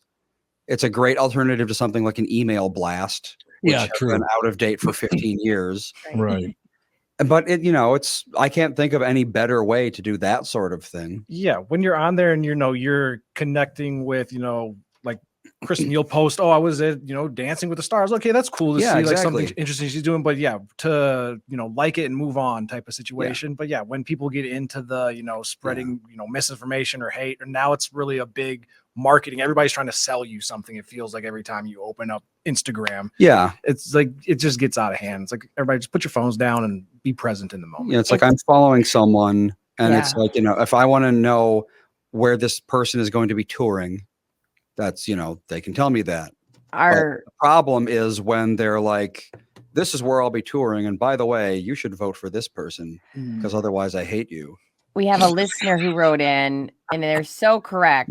Mike Peterson wrote in, I'm not on social media anymore either. It's not real. Yet the mainstream media, he said in quotations, will cite social media as a source. Absolutely. Which is they will. so funny because it's usually like 4 days late. They'll be like, this tweet came out, and you're like, no, you're not supposed to be using it. Like, it's really, no, like that's so crazy when they'll be like, oh, here's a popular video that's been going on TikTok for 3 days. And you're like, no, you do other things. Stay in your lane. This is so stupid that you're mentioning this. Or my favorite is they'll go like, this went viral on Twitter. And then you'll look at the tweet they have posted and it's like 7 likes. Yep, exactly. We need to discuss it happens all the time too. It's always like users are furious. And then there's 3 tweets combined. They make up like 20 likes. Janet from... Either they had to be sought out or it was these people's friends that they're making into it. It's like, how did you even, no one has read this except for you. How did you find it to make an article out of it? Or the fake outrage. They'll be like, oh yeah. And Janet, all these people are commenting. Here's Janet from, Mound saying, I don't like this. And they're like, that was one random person that you were grabbing and making a whole backlash around. Well, remember the Onion made fun of that trend like 30 years ago with they had the same 4 fake people at the bottom of every news article giving their opinion on it. Because that's what that's been a thing for a long time. They just interview random people and be like, I see this train derailed locally. What do you think? Well, I don't think trains should derail. Fascinating. Fascinating. All right, Kristyn, I have to ask you a couple of questions here concerning the business that you're in. The biz. Catherine and I tried to watch a couple of shows last night, new shows. Were these 4-minute watches? No, we watched the first one we watched all of, and the second one we watched 15 minutes of. Okay. There are a couple of new, it's not a new show, it's the return of one called Night Court. Mm-hmm. Night Court's back. Wow. Night Court is back. Yep. This is season 2. Andy, so it's actually back last year. Yeah, I didn't even know that. 2 of the return. I was like, no, because there's 9 in total. Yeah, exactly. Okay. And then John Cryer has a new show as well. What's it called? But I can't remember the name of it. You could look it up, Andy. John Cryer. It's on Peacock. Extended Family. Extended Family is Extended Family. It's because they're divorced. Yeah. 2 of the most unfunny shows I've ever seen in my entire. It's not funny at all. It's done heavy promotion of Extended Family too. They're really hoping to make that into something. It's terrible. And I like John Cryer. I like John LaRoquette, who's on Night Court. I like some of the people. It's just not funny. They are so careful to try to not offend anyone that it's not funny. What are we going to do about that? It's very bland. It's tough. I mean, it's like the same thing with Frasier, I think I know you enjoyed it initially, but then you're like, oh no, I don't like it. It's, trying to recapture the magic. I find the same thing with Sex and the City, trying to recapture the magic of that. And just like that doesn't really work. I still watch it. I'm kind of hate watching it more than like love watching it. But so they've got me hooked, I'm all in for season 3, but it to go back to like what something was. And I think that's why, and we don't have Matthew Perry around it any longer, but it's why the Friends cast was like, we're not going back. We're not going to do a revival of this. Yeah, they did a reunion and looked at clips, but to go back and try and recreate what was in the 90s just doesn't exist in 2024. And I think that's the same thing when they do a lot of these revivals. No, I think you're absolutely right. It just doesn't. First of all, the one thing I would say, and I am a big fan of John LaRoquette from the old days, but it's like he's not even trying anymore. He's just kind of showing up to get a paycheck. Well, maybe he's cashing in. He's like, hey, this sounds great. I know this character. I know how to deliver the lines. It's a job on TV. It's our 2nd season. Let's do it. And the one thing that really broke my heart, and it did because I am a huge fan of this man, Kareem Abdul-Jabbar shows up in the middle of the Night Court episode I watched. Oh, my God, Kareem. Not doing so well? He's pretty wooden. Ask me. Yeah, pretty wooden. Ask me a question and I'll be Kareem Abdul-Jabbar. Any question you want to ask me. Okay. What was your favorite moment in basketball, Kareem? Well, if I look back at my career in the NBA, I had a lot of favorite moments, so I don't think I can pick one. Yeah. I mean, it's that bad. But that honestly, I've interviewed him several times, which is hilarious in its own because I'm 5'3". Yep. But he talks like that. He doesn't. He He's does. not. It's not that he's not warm, because I actually find him to be very kind. Great guy. It's just that he's just kind of matter of fact and a little bit stilted in his manner of speech, and that's probably how he was acting as well. Well, stilted is a perfect word. He was very stilted. And again, I'm a huge Kareem Abdul-Jabbar fan. I got to talk to him a couple of times. Really nice man. So kind of Really smart. made me sad. He's a very smart guy. Well, I mean, you'd probably talk like that too if it took a minute for the air to get from your lungs to your mouth. That's probably true. I think he's like 7'6". He's I feel 7'2". like 7'2". 7'2". Okay, 7'2". That's So my still pretty tall. 5'3" Mhm. was unbelievable. I actually had my arm all the way extended up Yep. like that to reach his mouth. And my producer took a photo, and it's still one of my favorite photos because it's so absurd. And at that day, I was wearing 3-inch heels, so I was 5'5", which is going to be about the tallest I can get. 5'6", I Mhm. guess, because I'm 5'3", and it just looks insane. You know what's so amazing about it? There are a couple of times in that show last night where he had to walk through a doorway and he had to duck. He literally had to duck to get through a doorway. It's like, So man. tall. I believe he just broke his hip, or he just got injured right Ooh. Yeah, before the somehow. holidays. Yep. He's 76, which is very old for someone that tall. It is, yeah. At 7'2", they don't usually last that long, so he's actually doing pretty good. And Good. he did Dancing with the Stars in 2018, believe it or not. Did he really? Well, He did. He did the short. They did a 4-week season, and he did that one. And his partner is probably about 5'6" herself, so it was a really interesting partnership. And at one point, they did a dance, and she took another dancer and like put her on her shoulders, like then they put a dress over the head. Oh, and yeah. like she danced to Kareem like that. It was really funny. like 3 kids trying to get into a bar by wearing a trench coat kind of thing. Exactly. It's a funny clip because I was like, pretty clever, actually. It is, no question about it. But I was, because I like everybody in the shows. They're just so careful about what they're trying to make funny. It's not funny. Yeah, makes I sense? mean, that cautious comedy, and I think that's why when you do have a breakthrough hit like Abbott Elementary, you're like, Yeah, finally, something that Yep. feels a little bit more contemporary without going so far to that politically correct side that you're like, There was a great line in the last episode I saw of, and I love Abbott Elementary. She is, that Quinta is Quinta Brunson. Yeah, Quinta Brunson is just wonderful. But there's a scene, there's one white guy in the entire show. There's one white guy, and one of the kids comes up to him and he goes, Mr. Blah, blah, blah. Do you think because of where you work and where you spend your days, you'll end up marrying a black woman? And he looks at the kid and he goes, well, I'm gay, so I don't think so. I thought it was a great moment, you know, it's a really, well, it's a very honest show, don't you think? Yeah, and maybe they can get away with it because, again, it's done in that documentary style, very similar to The Office. So I'm wondering if they feel like they have a little bit more freedom, even though they're on ABC, which also doesn't usually restricts you a little bit more with comedy than being on Max or a Hulu. I think so. It's a good show, though. I agree with you 100%. I think it's a really, really good show. It's going to be around for a long time, isn't it?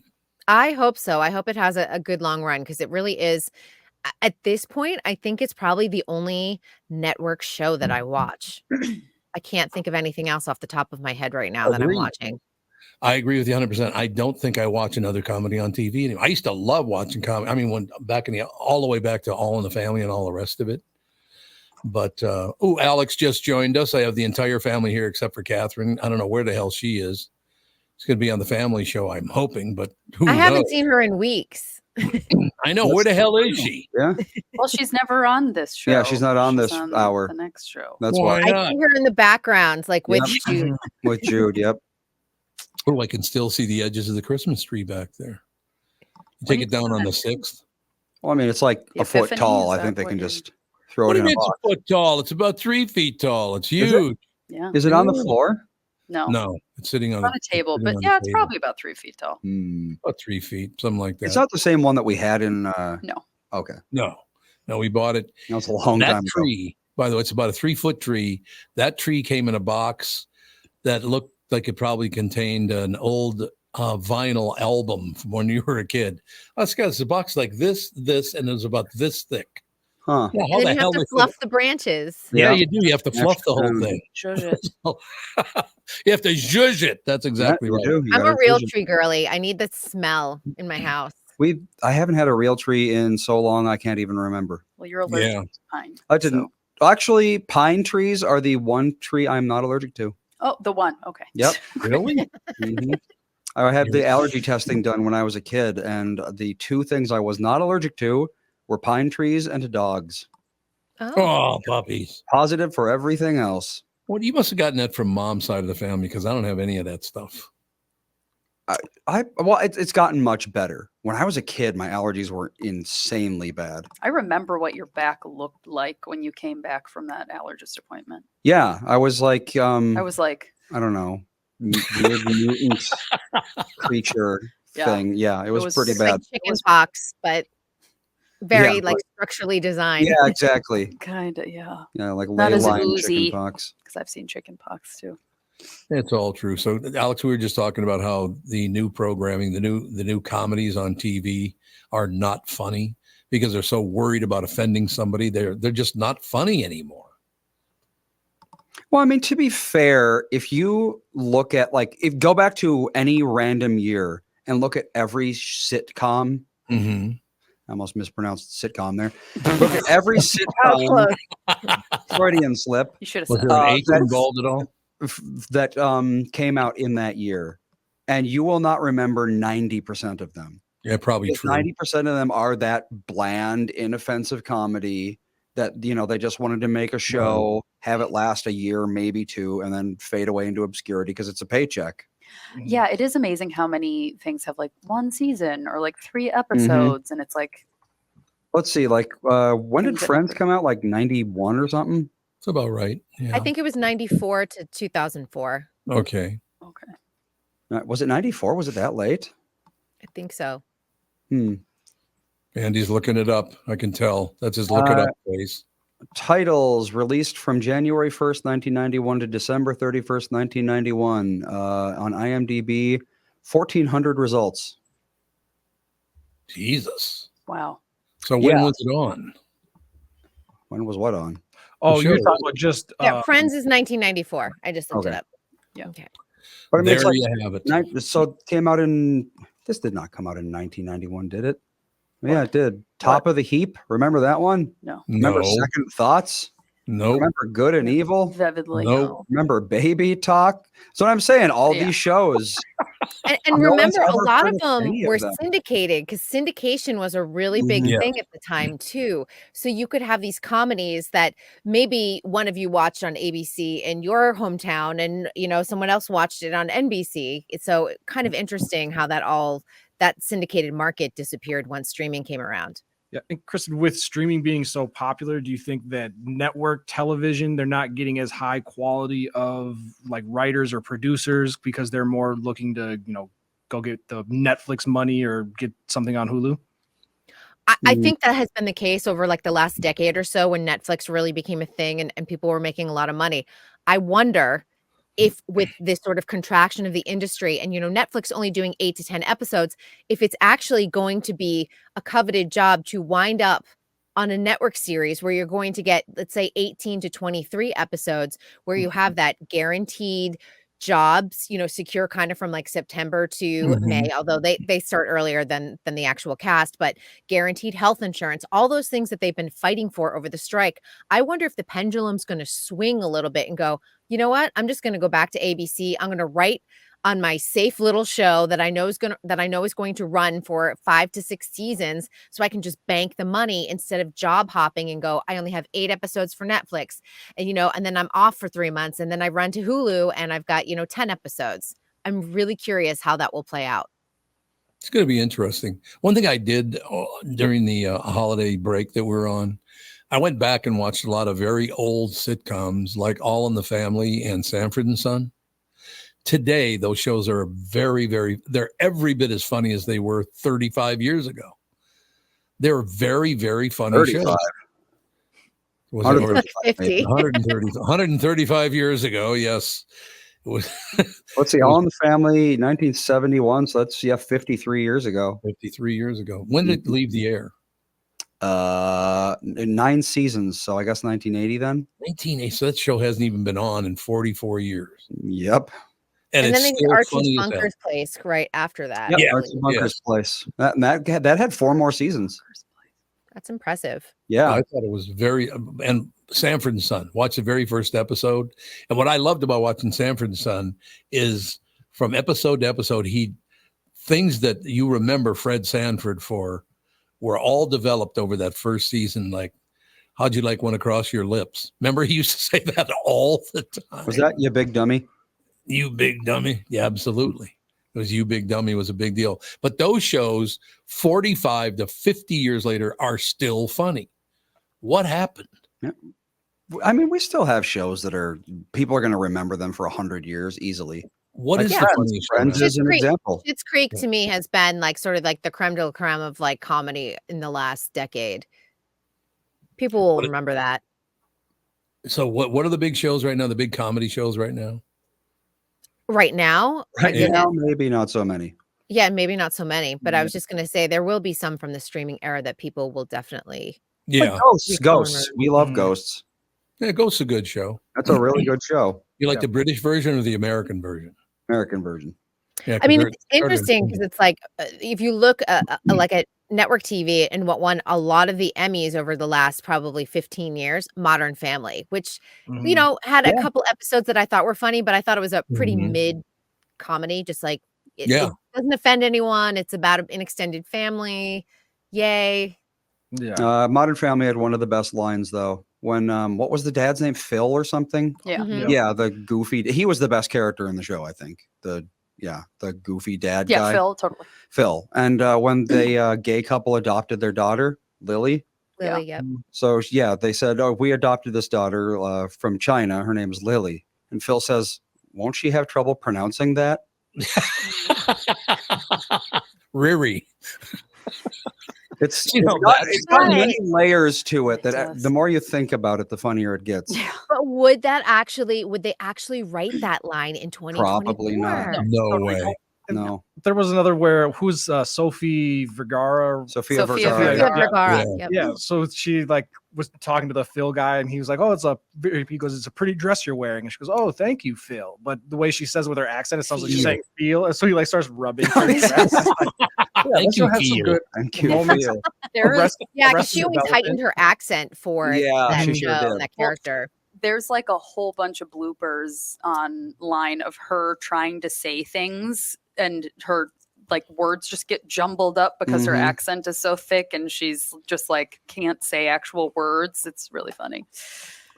And I will say that cast, that was a happy set. I always like to let people know, like those people genuinely liked each other. They still hang out. They do a reunion like once a year socially, not like for TV or for pay or anything else like that. So it's kind of nice to see when you're like, oh, this actually was a cast that enjoyed working together and still stays in touch years later. And they had all those kids too, who are all adults now, which I'm sure for them was wild watching them grow up. Yeah. Yeah, no question. I'm looking back and it shows like what the hell? Married with Children. That show would probably never be put on television now. Because it was nothing but fighting and calling each other bad names and being a pain in the ass to everybody. And Al with his hand down his pants. And Al with his hand watching TV with his hand down his pants. Always right there. That was pretty funny, actually. Yeah, are we getting just because actually watching those two shows last night, we are veering way off course on comedy. No, you cannot be funny anymore. What did you watch last night? Night Court came back. And the other one, the John Cryer show is called Excommunicated or whatever. Extended Family. Extended Family. There you go. Extended Family. It sounds like a great sitcom. But I wonder, you know, everything sort of has a revival, and at some point, and someone will like think outside the box and do some type of comedy, and then everyone will try and copy it. So comedy is ripe for the picking right now. If someone really wants to develop a smart comedy that will set the trend for the next decade. Do you think they'll have the courage to do it? Someone will. I hope so. It may not be on network TV. It likely will fall on one of the streamers, but we may see that happen. Is network TV going to be around much longer? It's going to get sucked up by everybody else, isn't it? It's gonna, I think, it's so weird because it's like Bob Iger, was like, I'm selling ABC. And then a bunch of people came in with offers and he's like, no, I'm not selling ABC. Because during the strike, they actually wound up seeing an increase in ratings because they just started programming a bunch of football, a bunch of reality shows. Yep. And it's been fascinating to watch. But Alpha Gen and Gen Z are sort of going back and I wouldn't say, I guess discovering is the word, discovering older properties. All of a sudden, Dancing with the Stars had a very young demographic. Survivor and Amazing Race this season had those Alpha Gen and Gen Z audience that people always covet, for advertising. And they were suddenly there and they were the ones who were boosting the ratings. So I'm just wondering if we're going to see a whole swing back to network TV. If they make the right things, but these shows that have been on for 30 seasons are the ones that Gen Z is like, oh my God, this show is so good. And they're the ones continuing it on. You see it on Reddit and them talking about it on TikTok. It's wild. But those shows are not funny at all, right? They're not funny. They're all like reality competition shows, but It's they're new to them, at least so, seeing an audience and seeing that if you get the right property, that younger generation will tune in. What's the thing is like Survivor is the same thing every time. Yes. So, even if you're the biggest Survivor fan in the world, you're going to age out of it eventually. So the whole idea is to keep capturing, the new crop of 16-year-olds this year. They're going to get into it. And then, the people who are 20 are going to stop watching. When Survivor came out, like what was their demographic? Like what age? Oh, everybody. Like everybody watched that first season in the summer of 2000. An episode, I don't think. I didn't. I haven't either. I mean, it was one of those things that like I never sat down and watched, but I remember that was it was everywhere. Yes. And that big guy won. What's his name? Cast was everywhere. They were hired for everything after that. They made a ton of money those first couple of seasons of Survivor. But summer of 2000 is when Survivor launched on CBS, and I remember sitting down every single week to watch it. Yeah, people. There you have it. All right, young lady, another phenomenal performance. That's all I have to say. Thank you very much. Thank you. Thank you very much. Great to be here. All right, we'll talk to you tomorrow. Take care. We'll take a break. Be right back. Wrap things up right after this. This is the Tom Barnard Show. Listen live on the Tom Barnard Show app or at tombernardshow.com. Hello, I'm Brad Huckle, President and Chief Lending Officer at North American Banking Company. And I'm Michael Bilski, CEO at North American Banking Company. As a locally owned and operated community bank, we work with many multi-generational businesses. Take Personal Care Dentistry of Roseville, for example. Dr. Walter Hunt, also known as Painless to me, has been a longtime customer of the bank since we opened the bank in 1998. When his son Kyle was ready to join the practice, they wanted to expand quickly. With their additional space and equipment, they now are able to see more patients each day while providing the same level of care and service. Okay, guys, I'll take it from here. If you run a family business or any kind of business for that matter, you should be banking with Brad and Mike over at North American Banking Company. Every time I deal with them or their team, I know I'm working with experienced professional bankers. So why not bank with my banker? North American Banking Company, a better banking experience, member FDIC, equal housing lender. Tom here, and I want to discuss a partnership that has been wonderful in my life, Zero Res Carpet Care. Very good friends of mine. Nothing is better to someone with a family than having a completely clean home. Your carpet is the biggest filter in your house. If you want to talk about pet dander or foot traffic, dirt from the outside, they all eventually reside in your carpet. So, Zero Res Carpet Care. Listen, around the holidays, you need to contact ZeroResMinnesota.com or call 952-ZEROREZ. That's 952-ZERO-RES. They clean your home with their electrolyzed pH-elevated water that doesn't use chemicals or soaps that smell like a janitor's closet like other cleaning services. How about a Tom Barnard deal? Well, here it is. Get 3 rooms, zero resified, starting at $129, and don't forget your air ducts. Mention me, and they'll discount your air vents by $75 too. This is for the entire month, so call them right now, 952-0-RES, backward or forwarded, spells the same, or book online, ZeroResMinnesota.com. If it's available, ask for them to come to your place in the Tom Barnard named service truck. What an honor that was, by the way. Just mention me by name and get the special deal to get your home clean and your heart happy. Zero res carpet. This is Bob Sansevier, and I want to tell you about Dave Bialke from Bialke Law. Dave represented my wife, Mary, when she had a significant workplace injury. She was very happy with the job Dave did. If you have a work-related injury and have Dave represent you, I'm betting you'll be happy too. Dave is a down-to-earth guy. He grew up in northern Minnesota, rides a Harley, and worked various jobs doing concrete, electrical, plumbing, roofing, and carpentry work. Dave works for people with work-related injuries. If you work construction, or anywhere for that matter, and you're hurt or even just hurting, you should talk to Dave. Let's face it, our bodies wear out. If your body is worn out from work, if your knees or back or shoulders hurt from things you do at work, do what Mary did. Call Dave and talk to him about it at Bialke Law to set up a free initial consultation. The number to call is 763-571-2410. That's 763-571-2410. Or visit bialkelaw.com. That's BIALKE law.com. The new Tom Barnard Show is proud to have partners like Bradshaw and Bryant, MyPillow, and North American Banking Company founder, chairman, and president, Mike Bialke. I've advertised on Tom's show for years, and the reason is simple. My business is recognized because of the ads, and that recognition has created growth. What business doesn't want to grow? I highly recommend the Tom Barnard Morning Show for your advertising. Grow results for your business by partnering with the Tom Barnard Show. Visit TomBarnardShow.com, keyword partner. We are back, ladies and gentlemen. Now, the entire country of Italy is divided. What, did Alex leave already? No, my internet keeps being weird. It keeps connecting me to an internet that it doesn't have internet. And Yeah, then you're I going to have to forget that network. Yeah, and then I reconnect. So just hang on. We're working on it. You're working on it? Every single time. I'm like, leave me alone. Leave me alone. Well, and it also says, oh, there you're back now. Hooray. Yes. Blue Calais.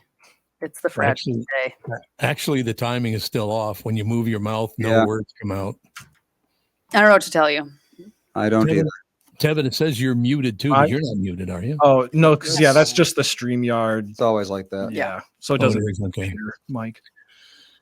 All right. Italy is divided over new pineapple pizza. I cannot see Italians liking pineapple pizza. I got to be honest. New. What's that? What do you mean new? New to them. It says new pineapple pizza. That's what it says. Absolutely. So we'll go to the story. Ladies and gentlemen. Yeah. Okay. Can anyone who set foot in Italy, who set foot in Italy knows there are unwritten rules that one must abide by. And the most important of all revolve around food. Cappuccino after 11 a.m., only for tourists. Spaghetti bolognese, a terrifying thought. It's one of my favorite things. What? Shut up. Spaghetti bolognese is awesome. I love spaghetti bolognese. A horrifying thought. Pineapple on your pizza. Heresy, at least until now. But 2024 might just be the year that pineapple pizza cracks Italy, thanks to Gino Sorbillo, the renowned Naples pizzola, a pizza maestro, I know you could be a pizza maestro. I did not know that. Dan calls himself that all the time. He calls himself a pizza maestro. No. Who has added that the dreaded ananas. What? That would make me laugh really hard. I'm sorry. Oh, there you go. Okay. Just really loves pizza. I don't know. What is an anana? Agnana or anana is pineapple in many Romance languages. Oh, it is. Okay. Well, it's like pineapple is like almost the same in most languages. And then there's like a handful. They're all similar, and then English it's pineapple. Like it's totally different. Oh, really? Well, there's like piña in Spanish. Yeah. So that's close. Yeah, piña, pineapple. There you go. There's peas in both of them. I don't really see the people in Italy liking pineapple. I cannot stand pineapple pizza. No, pineapple pizza feels like just the American version of shitty version of a good thing. Like we ruined their pizza by putting pineapple on it. There's no question about it. You know what they do in Italy that's really good and it doesn't, that dried beef? Carpaccio? Oh, carpaccio. Well, it's kind of like carpaccio, but it's even drier than carpaccio. And it's really good on pizza. I thought it was going to be terrible. We went over a few years ago and had some. And one thing, by the way, little tip off, if you're ever going to travel in Italy, don't think you can just speak Italian in Italy, because you can't. there are different areas where different words mean different things. Yes, It's really weird because I tried to speak Italian to people over there a little bit, and they had no idea what the hell. Like I said, my luggage was lost. So I'm talking to the guy and I go, "Questo non va bene." And he goes, "What?" I said, "Questo non va bene," meaning this is not good. And he goes, No, that's not how you say it here. I'm like, oh God. So I did about 50 miles away. It was fine, but not here. They have literally about 100 different takes on the Italian language in 100 different cities. Why did that happen? Because Italy is many thousands of years old, and for a long time, if you lived in a village, you did not leave that village your entire life. True. Because to get to another village was like a 3-day trek. So, one of my favorites of all time, though, is being up there at Villa d'Este and playing the Villa d'Este golf course. And when I walk in, I've told this on the old Q show several times, but you walk in and Franco welcomed me because he spoke English. It was very, very nice, and all the rest of it. And I look up on the wall. This is a very hard, very mountainous golf course. It's really difficult. And I look up and it says on the wall, like Don Giovanni Bonuzio, course record 56. I'm like, what? No. I got Franco. It says up there, the course record here is 56. He goes, "Hey, Tomas, anybody ever shoots a 55, that will be a 54. That's funny. So in other words, it was the head of the mafia that shot a 56. Is that what you're saying? And cheers to him. Yep. He did it. Congratulations to God bless you. Don't care enough about that to dispute it. It's like somebody comes in and shoots a lower score, so they change his score, and you're like, he's been dead for 3 years, but somehow his score keeps going down. I'll drink to that. And I think that's probably what it was. He probably wasn't even around anymore, but he still had, I'm sorry, but it got lower. He shot a 53 now. Sorry. I wonder if anyone's ever shot an 18. One of the emperors in China did. Oh, John Jong-un, yeah. Congratulations to him. Again, congratulations. I'm not disputing it. Shot an 18 on a regulation golf course. Shot an 18 holes in one. That's Guinness impressive. recognized lowest score is apparently 58 in an 18-hole golf course. I don't think I could shoot a 58 on mini golf course. Exactly. Not good. Exactly right. Yeah, that's the one thing about traveling the world. Do people travel as much as they used to, or they're kind of staying at home right now? No, because traveling is extremely expensive. Everything. Well, that's what I'm saying. Are they just staying at home now because it's way too expensive to do it? I don't know how anybody could afford to travel. Go to Europe or something? Go to Europe. Hell no. I mean, it's like $2,000 just to get there. Yeah. Yeah. Right. Because I saw somebody, there's a train that goes all over Europe or something. I mean, there's multiple, but they're like, oh, it's, a $20 ticket and you can go see Europe. Yeah. But the flight to get to said train is like $2,000. We're going to Arizona for a wedding in March, and you would like the amount of like extra stuff. I'm like, can I give plasma? Am I too old for that? Like, how can I have some side hustle going on? Gotta make some money here, man. No doubt about it. All right, well, that's going to do it. Just another terrific show. What the hell can you say, right? Nothing. Yeah. Brittany, not so much. Exactly it. What's that? Oh, I said Brittany, not so much, but Well, did she shoot a 54 or a 53? That's what I want to know. I'm no pizza maestro. I will say that. Not a pizza maestro. No, I'm no Dan. It does sound like something that like a suburban dad would make up. Exactly. Like, I'm the have pizza like maestro. a apron with pizza Yeah, maestro on exactly. it. All my I friends call laughed me the so pizza hard. maestro. I could totally see Dan declaring that for some weird reason. That he's a pizza maestro? Yeah, I don't know frozen why. pizza on the grill. It's like it's DiGiorno. Okay, I got to ask one more question before we go. Have you ever had a pizza you thought was horrendous? Yes. Literally never. I haven't either. Like, oh wait, 100%. I feel like I did at one. Oh yeah, Mom and I had a pizza once that the olives tasted like gasoline. Oh, that's Jesus. not That's great. unusual. It was really bad. I am very sensitive to overly sugary pizza sauce. Yeah. Oh, yeah. Andy, like kind of like what your dad's saying, like it's still okay. You know what I mean? Like bad Yeah, like pizza. still not like Pizza Hut, I feel like is a really bad Pizza? It's bad. But it's But I'd still eat it. good. Like if you put a slice in front of me, I'm gonna eat it. I'm gonna eat it. I know. Con has a bunch of those personal pan pizza things from the Book It thing. They're still doing that. And Dan's like, we're all gonna go as a family, and she'll get her free pizza. And I'm like, you take her, enjoy, because he'll eat any pizza. He doesn't care. I bet if I blindfolded you and had you taste a deep dish Pizza Hut pizza and a stick of French toast, you wouldn't be able to tell the difference. Really? I don't know about that. It's just that's sweet, huh? To me, the minimum pizza that I will eat, Domino's Brooklyn style, is okay. Haven't eaten Really? at Domino's in for some, probably like 20 years. Their normal pizza, it's just gross. But their Brooklyn style crust, whatever they do to it, maybe it's a different sauce or something. That's pretty good. But anything worse than that, I don't know. Like I'm definitely not the, it's still pizza. Yeah, it's a maestro. Not a I have pizza maestro, that's for sure. I have a weird love. There's things that I'm really embarrassed of, and mayo is one of them. But the other one is Papa John's, because I've never had it.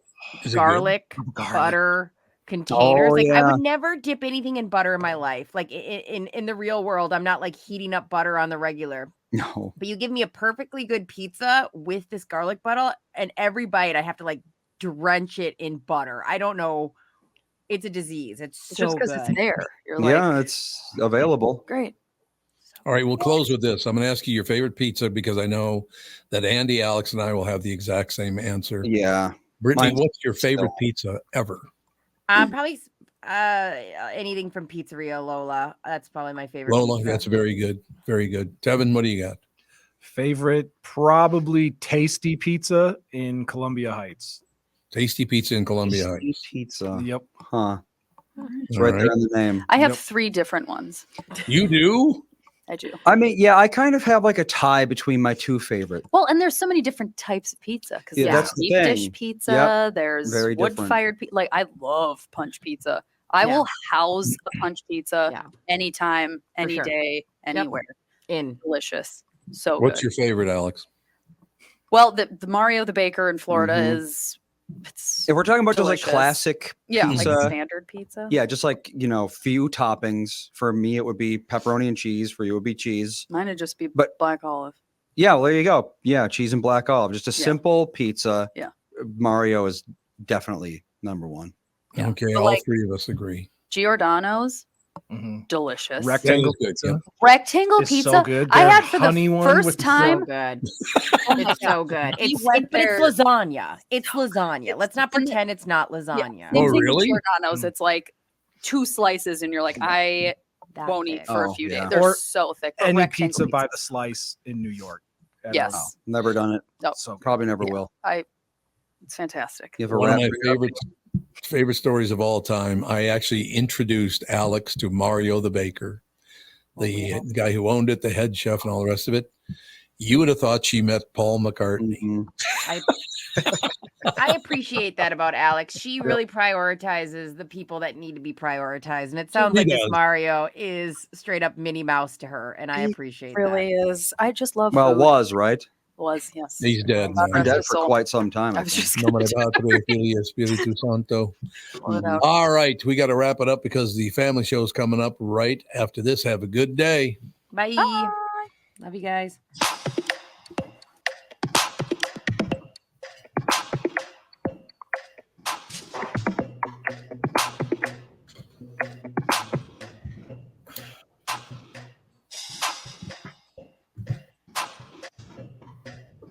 Jesus Christ.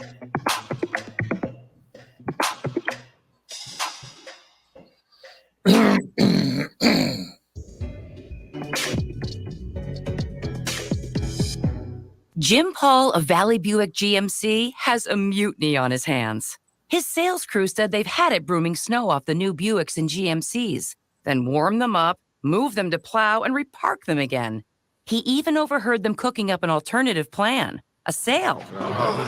This is crazy. Why don't we just mark them down and sell them? This is getting real old to be out on that lot in this sub-zero weather. That's right. Everyone we sell is one less to broom. I heard we're supposed to get 6 more inches tomorrow. I'm 5'6". How am I supposed to get the snow off the roof of a pickup? I'm Jim Paul, and well, car dealers do have all kinds of crazy sales. This idea probably makes more sense than most. There's plenty of inventory, so okay, the crew has decided. Now we're talking.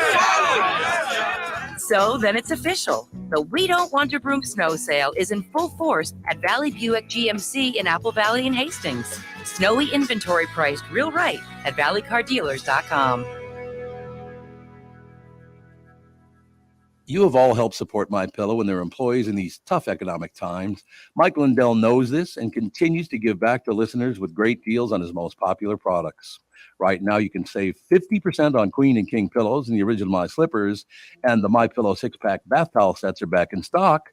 The proprietary technology makes them extremely absorbent, yet still provides that soft feel you look for in a towel. Set comes with 2 bath towels, 2 hand towels, and 2 washcloths. Regular price is $79.98, and for a limited time, you can get this 6-pack towel set for only $39.99 with promo code TOM. That's a 50% savings. So go to MyPillow.com, use promo code TOM to save 50% on the MyPillow 6-pack towel sets. That is just $39.99 for a set. This deal will not last long. Enter promo code TOM for this special and many more. You need to know a guy for your auto repairs, legal issues, banking, and more.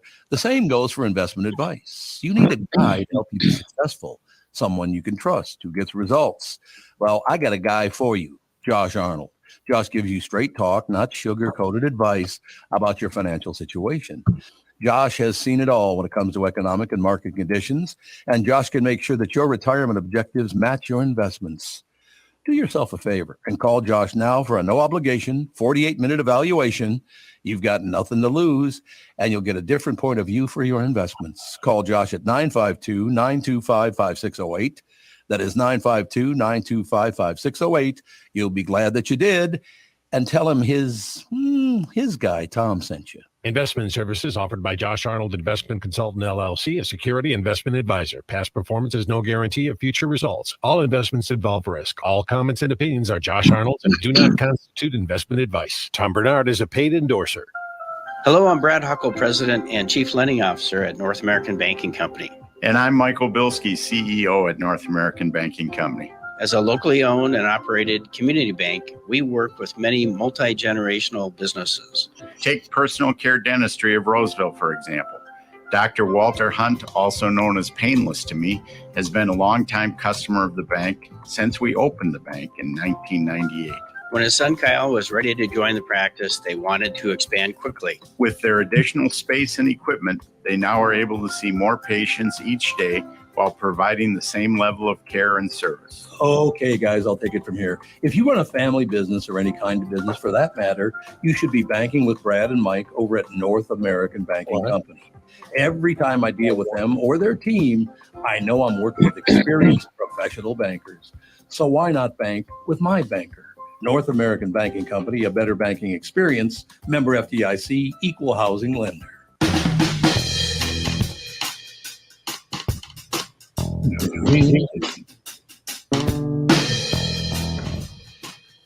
Welcome to the family with Evan Pittman, Alex Bernard Rasmussen, and Andy Bernard.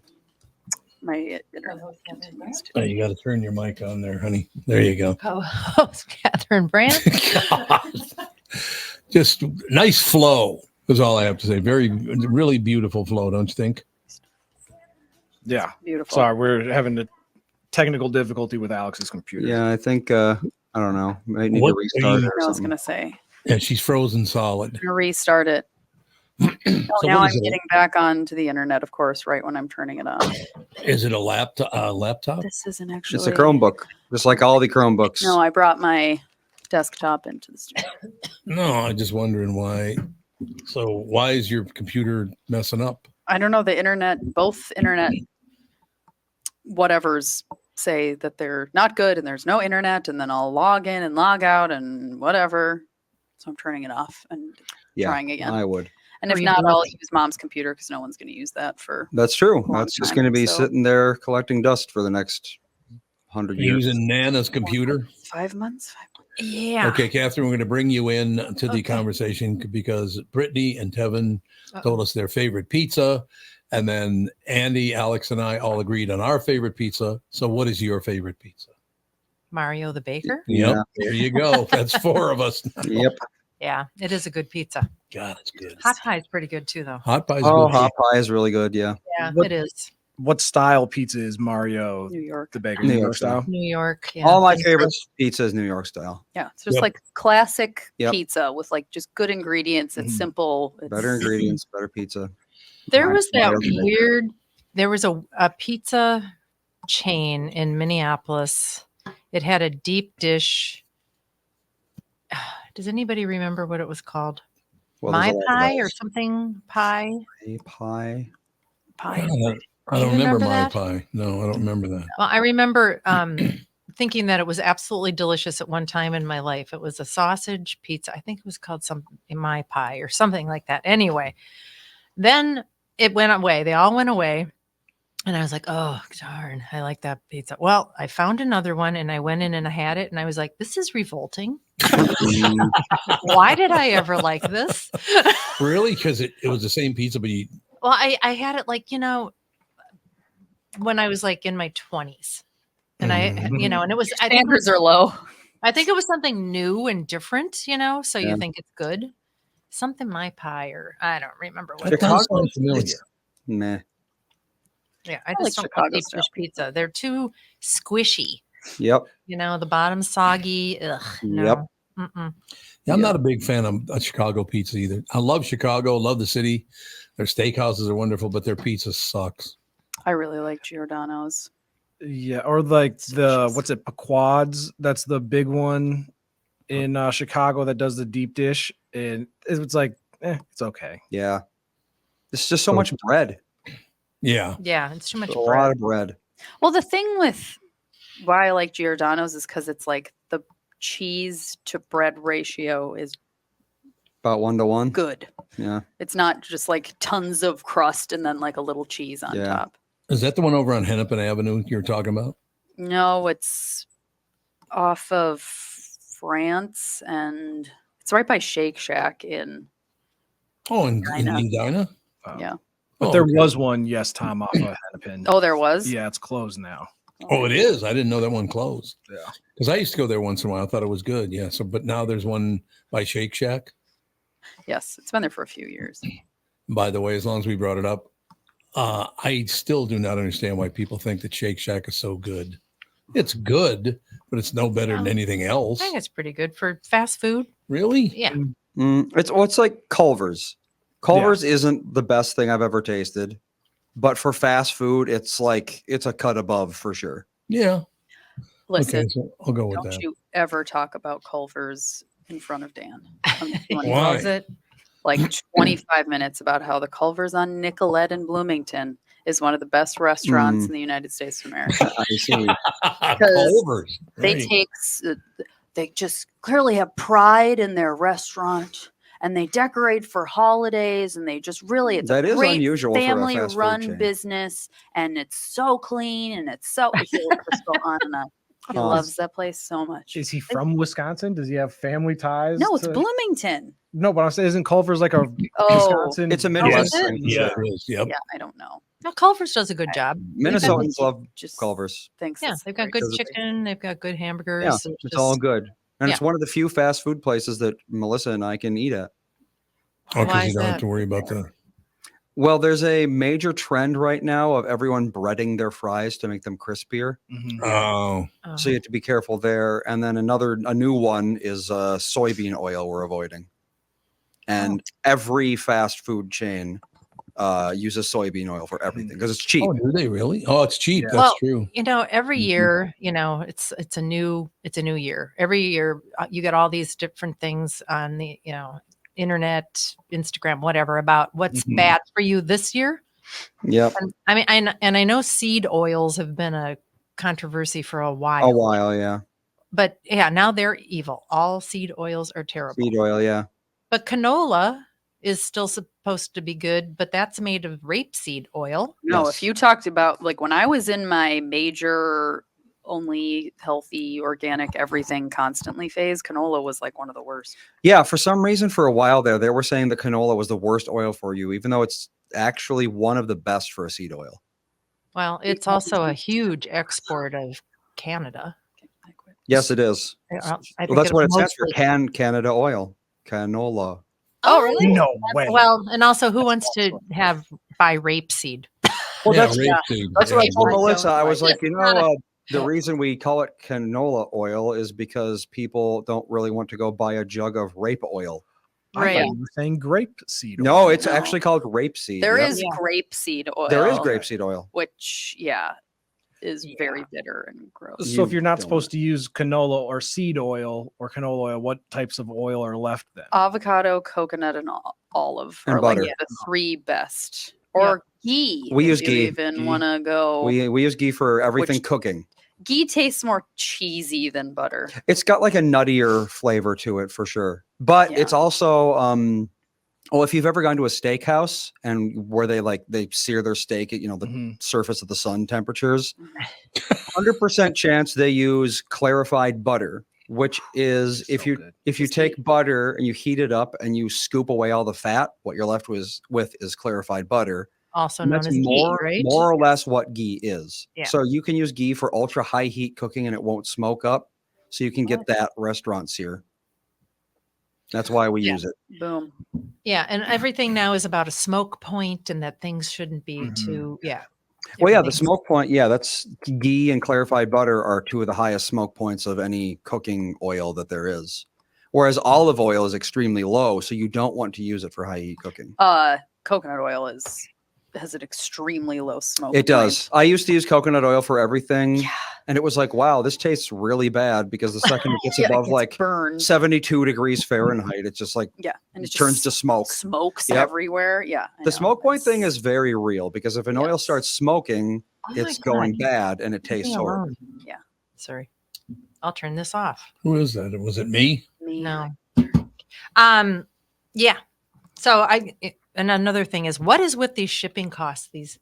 We talked about that briefly a couple of weeks ago, and I tried to ship a pair of children's boots for $80. $80. And then I talked to Melissa today, and she said that you, Andy, you went to the post office to ship some stuff for Ethan, and It's a 27-pound box of just like toys and stuff that we're gonna be leaving down there.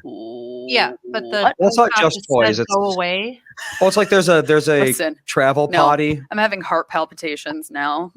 You've said 27-pound box of toys. Wow. Well, we're not going to buy anything down there is the thing. How much did that cost? Well, they want the USPS store said is going to be about $110. And I was like, never mind. I guess I'll go elsewhere. Well, Why don't where's it going to be cheaper? Well, she actually told me the secret there. USPS will surcharge for bigger packages or heavier packages because they have small mail trucks. So for smaller things, USPS is cheaper, but for bigger things, it's more expensive. Why didn't you just order things on Amazon and have them delivered to their condo? I don't know. Well, that